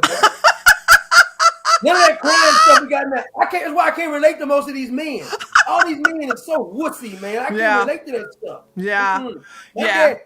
If my dad said something like, if like one time we saw this man across the street from us and he was cheating on his wife and we was fixing his air conditioning in his place and we saw this is what my dad said. That ain't none of y'all damn business. And guess what? Neither one of us said a mumbling word. Really? My dad said something. It was like God speaking from outside now. Whatever he said, that was law. Ain't no more talking about that. He said, y'all ain't saw nothing. Ain't none of your damn business. And you know what? It wasn't none of our damn business. But then my brother started, I said, ain't that Mr. Miller? Is that Mr. Miller? He said, ain't none of y'all damn business. You ain't see nothing. I said, you're right. We ain't see nothing. Your father was very wise, E.T. Your father was we didn't tell my mama. We ain't tell nobody. Now these little boys, these women got these little boys. He's going to be my little man and stuff. Like, no. Stop that. Stop that kind of stuff. Let the little boy be boys. Let them be little boys. They don't know how to let these boys be boys. I have a non-political channel where these the young Zoomers were upset that a white liberal said that he doesn't look at their community because all they do is yell and take off their shirt. Do you know all of these little young black boys got so mad at this white guy? Huh? Took off their shirt. Exactly. I said, y'all want to call us a coon? I said, this is cooning right here. Look here, master. I need you to accept me. And I made a video clowning all of them. And they got so mad at me. But I said, you can get mad, but you can't call me a liar. Because I said, if you all about black power and black this and black that, why do you care what this one white liberal has to say? You're right. That's what they do. In other words, I'm going to force myself to come and you and accept me. But see, this is like me saying, I'm going to go make the Klan bake me a cake. I want the Klan to bake me a cake. I don't want the Klan baking a damn cake for me. Exactly. I don't trust the Klan. I don't trust them. Yeah. But they're fighting to make them do accept me. Well, you just said they don't like you. Why you want to be around them? Right. Low self-esteem. Hey, unless it's a public building that the government is paying for, then you should have a right. But if they got some private stuff, I don't care about that. I don't care about none of that. If you got a restaurant, you say, "But I don't like black people," I'm just not gonna go visit. Exactly. I don't spend no damn money with you. Thank you. I said the same thing. I said, I'm not gonna make white people love me. I'm not gonna make black people love me. If you don't love me, that's fine. I'm gonna keep it moving. Exactly. But you remember that happened when that guy who was in Colorado, he said he was a Christian. He just says, "I don't have anything against gay, but I just don't do cakes." He says, "I don't do, like, if they want to do me stripper stuff, I don't do stuff for strippers." They destroyed that man's business. Said, "You gonna bake me a damn cake?" I said, "Go buy an easy oven and bake your own damn cake." Exactly. These people are trying to force you, and it doesn't work. It's the opposite works, actually. If I actually are like, you know what, I don't have nothing against you, but don't try to force me. And if you force me, now you're gonna make me hate you. Well, see, you just nailed it. That's how I am. Like, I could be okay with something, but when I see you start telling me you can't, but you better not say that again. Or when the government starts pushing stuff, I start saying it's a little suspicious, because I know the government don't give a damn about me. So if they're pushing it, it's probably false anyway. Right. So that's the problem I have. I said, I don't got a problem with it, but just don't try to push your stuff on me. I remember my youngest son was in the Boy Scout. And when the minute they said that they're going to allow the gays in there, I said, "You out." Good. We ain't Good talking for about that you. no more. Good for you. And one of the guys says, "You mean you're going to take him out for that?" I said, "If you had any damn sense, you call yourself a Christian, you'll take yours out too, boy. The hell is wrong with you?" And now look at all the lawsuits for what has happened to those boys. You know what I'm saying? Now those boys are now adults now, and now they're filing lawsuits for what had happened to them when they were young. See, that's what should happen. If the gays want they gonna start their own Boy Scout? Right, and just start have this is a transgender scout. Isn't it amazing that if you really believe about your group, why don't you just form your own group? Why do you want to infiltrate other groups that don't want to have anything to do with you? Well, see, that's another trick by the devil. They like to actually join other people's stuff. Because think about this: will they let me sit on the board of the LGBTQ? Can I go sit on the board? I need to go protest. You won't let a black man come on your board? Oh, good point. Let me join your board, and I'm gonna push Christian values when I join your board. When they gonna tell me you can't join this, they're not gonna let you join it. But they can go force you to join their stuff. They'll say, "I'm gonna join with you. You're discriminating. You're homophobia." No, I'm not scared of gays. I just don't want you to join my organization because we don't agree with the same thing. Go in peace. I don't mean you any harm, but you're not joining my organization. Because you can't join their organization. Exactly, but you can't join theirs. You cannot join their organization. Look what they told the actor I was just telling you about. He couldn't even read his books in the public library. Yeah. There's a lot of gays to read. I wish I had known that. I would have loved to have Signal boost that information, because that's very telling that you will allow the drag queens to come and to read to children, but not a Christian man like Kirk Cameron. I know. And they got mad at his sister because his sister used to be on, was it Lifetime? Used to have a family value movies most of the time. I think was it Lifetime that won that? Hallmark. No, it's Hallmark. Okay. Hallmark used to do all those movies. And she just says that she was leaving Hallmark and she was going to this other station that was going to be more biblical based. She said, because this was going to have this tradition. This is all she said. This new platform is going to allow me just to express family values. They said she was homophobic. They started attacking her. That's all she said. So family values is homophobic now? Everything is homophobic if you don't agree with them. If you don't go out and march in there and get on the banners when they're having their parade, that's what they should do. Put Barack Obama and Lindsey Graham out there and some nut huggers. Let them be on their parade too. Let Michelle Obama be going as Rocky the boxer. Jogging down the street like Sylvester Stallone or something. No, she can be what's that black guy who played on there? Apollo Creed. She could be Apollo Creed. Yeah, she could be Apollo Creed. Joe Biden can be Rocky.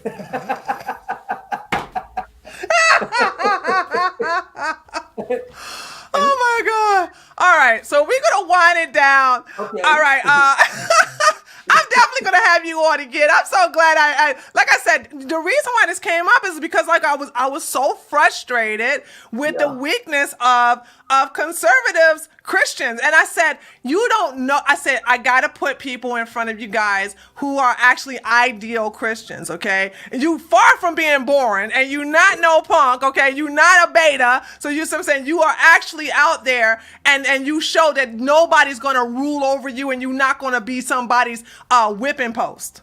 Well, I always tell people, I love Jesus, but I got a lot of David in me too.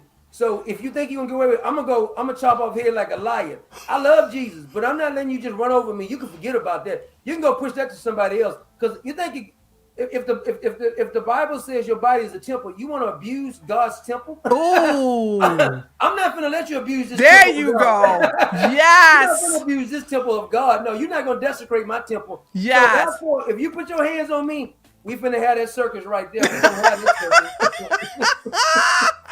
Can't go for that. Homie, don't play that. All right. So listen, they can. I pinned your YouTube channel to the chat. I'm gonna put it into your. I'm gonna put it in the description box too. Where else do you want them to find you? So give everybody your Twitter, or everywhere they can find you. Okay. If you go to Facebook right now, like I told you, I'm banned. Yeah, you in Facebook jail, so we already know that. Yeah.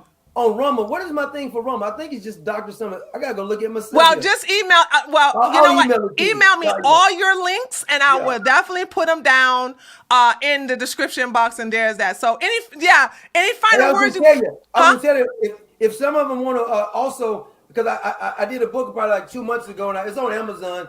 But it's actually a Christian. The name of the book is called "Guaranteed Freedom, Victory, and Success." Oh. So they can actually go get a copy of that too. I'll send you the link. Yes, send me the link to all of that, and I'll definitely and I'll put that on there as well. So there's that. All right, then. Well, I'll make sure I give you a shout out. I'll come over and subscribe to your channel and stuff and everything too. I'll tell everybody I was on there to go check you out. Yeah. Tell them to get ready to laugh because this is. Well, you send me a link and I'll post it. I'll post it and I'll just show it to him. And yeah, no problem. Go check it out. I was over there with Tree again. Yeah, and tell them it's a good one because we've been laughing and having a good old time and everything like that. All right, so any final words you want to say before we go? Well, I say, men be men, women be women, and stand strong. You can be a strong woman without acting like a man. I don't understand why some people think if you're a strong woman, you got to act like a man. Exactly. And you can be a sensitive man because this is time. I have a daughter. I have a mother. I was married for 20 years. I'm divorced now, but I was married. I know how to treat a woman, but it's a time to be soft, but it's a time to be strong. Yes. I have a problem with people like Boner coming on there crying over Nancy Pelosi. No grown man should cry that much on TV. I got a problem with a grown man crying that much. So be strong and act like a man. And God does not want you to be anybody's whipping boy. Thank you. He wants you to actually stand strong. Thank you. And stand up for the faith. And you got to start calling out the phonies. I don't care if it's Kanye West, TD Jakes, whoever. When people are lying on your Jesus, do like the Muslims. Be offended. Good point. Good point. Be offended. Be offended. Well, this was great as always. Yeah, we're gonna have to do this again. Oh yeah. And we went a little over, but I don't regret nothing. So thank you so much, ET Dr. Common Sense, for coming by. We really love you here. We appreciate you, and we look forward to you coming again. All right. God bless you. I love you, T. All right. Take care. All right. All right. Bye-bye. All right. All right. See, hold on a second. Okay. All right. Oh my God, wasn't that great? Dude, oh my goodness. I'm so glad. I'm so sorry it started off late. I'm over here running my mouth and totally forgot that he was in the back. He was in the back the whole time and stuff like that. So that was a great conversation. My stomach actually hurts right now. My stomach actually hurts laughing so much. So there's that. So, oh God. All right, guys. So let me see. We started at 8:30, 9:30, 10:30. Okay. So I'm about to end it now. So that was 2 hours and 30 minutes. Jethro, thank you, Tree, and thank you, Dr. Common Sense. I appreciate the $5. Thank you so much. Appreciate that. So, okay, guys. Well, this video stays up. Love it, love it, love it. Your stomach hurts too, Sapphire? Yeah, I think all of our stomach is like straight out sore right now. So there's that. So I'll be going to the gym tonight, like so happy because I'm like in a good mood and everything like that. So there's that. All right, guys. So listen, tomorrow is Monday. So we have the Treehouse News tomorrow. And once Doc emailed me all of his information, I will put it in the description box. So if you're watching this after the broadcast, please go into the description box, go and follow Dr. Common Sense. I'm subscribed to his channel, but I didn't know if he wanted everybody to know that he's back. So he's back on, long as he's good, long as he's a good person, I guess. He can come back and talk again. His videos are still funny though. So I've been peeping him out on the download. Really haven't been telling anybody because I didn't know if he was out or if he was on the down low about it. So there's that. So yeah, come go check him out. And I have his Rumble channel. I'll have his Twitter. I'll have everything later on tonight or when I get back from the gym. So I want to thank you guys for coming and checking us out on the stream today. Come check me out for the Treehouse News so we can go over all the news that's going on right now. Especially what went down in Gettr. So yeah. So guys, thank you so much, everybody who donated. Thank you so much. Don't forget to go check out my locals. Join my locals. Allmylinks.com is available in the description box. That goes to everything that I have from my locals to my website. Be sure to support me there, and I'll see you guys. And those of you who are on my locals, I will give you a fitness update that will be uploaded tomorrow. Okay, so that'll be uploaded tomorrow. So I'm gonna be recording that. So far I'm doing really well and hanging in there. And I want you guys to just be there with my journey. So thank you so much, guys. And my Christians, stay strong. Listen to what Dr. Common Sense said, ET said, because this is what I wanted to do is I may not be one of you, but I am your ally and I want the best for you.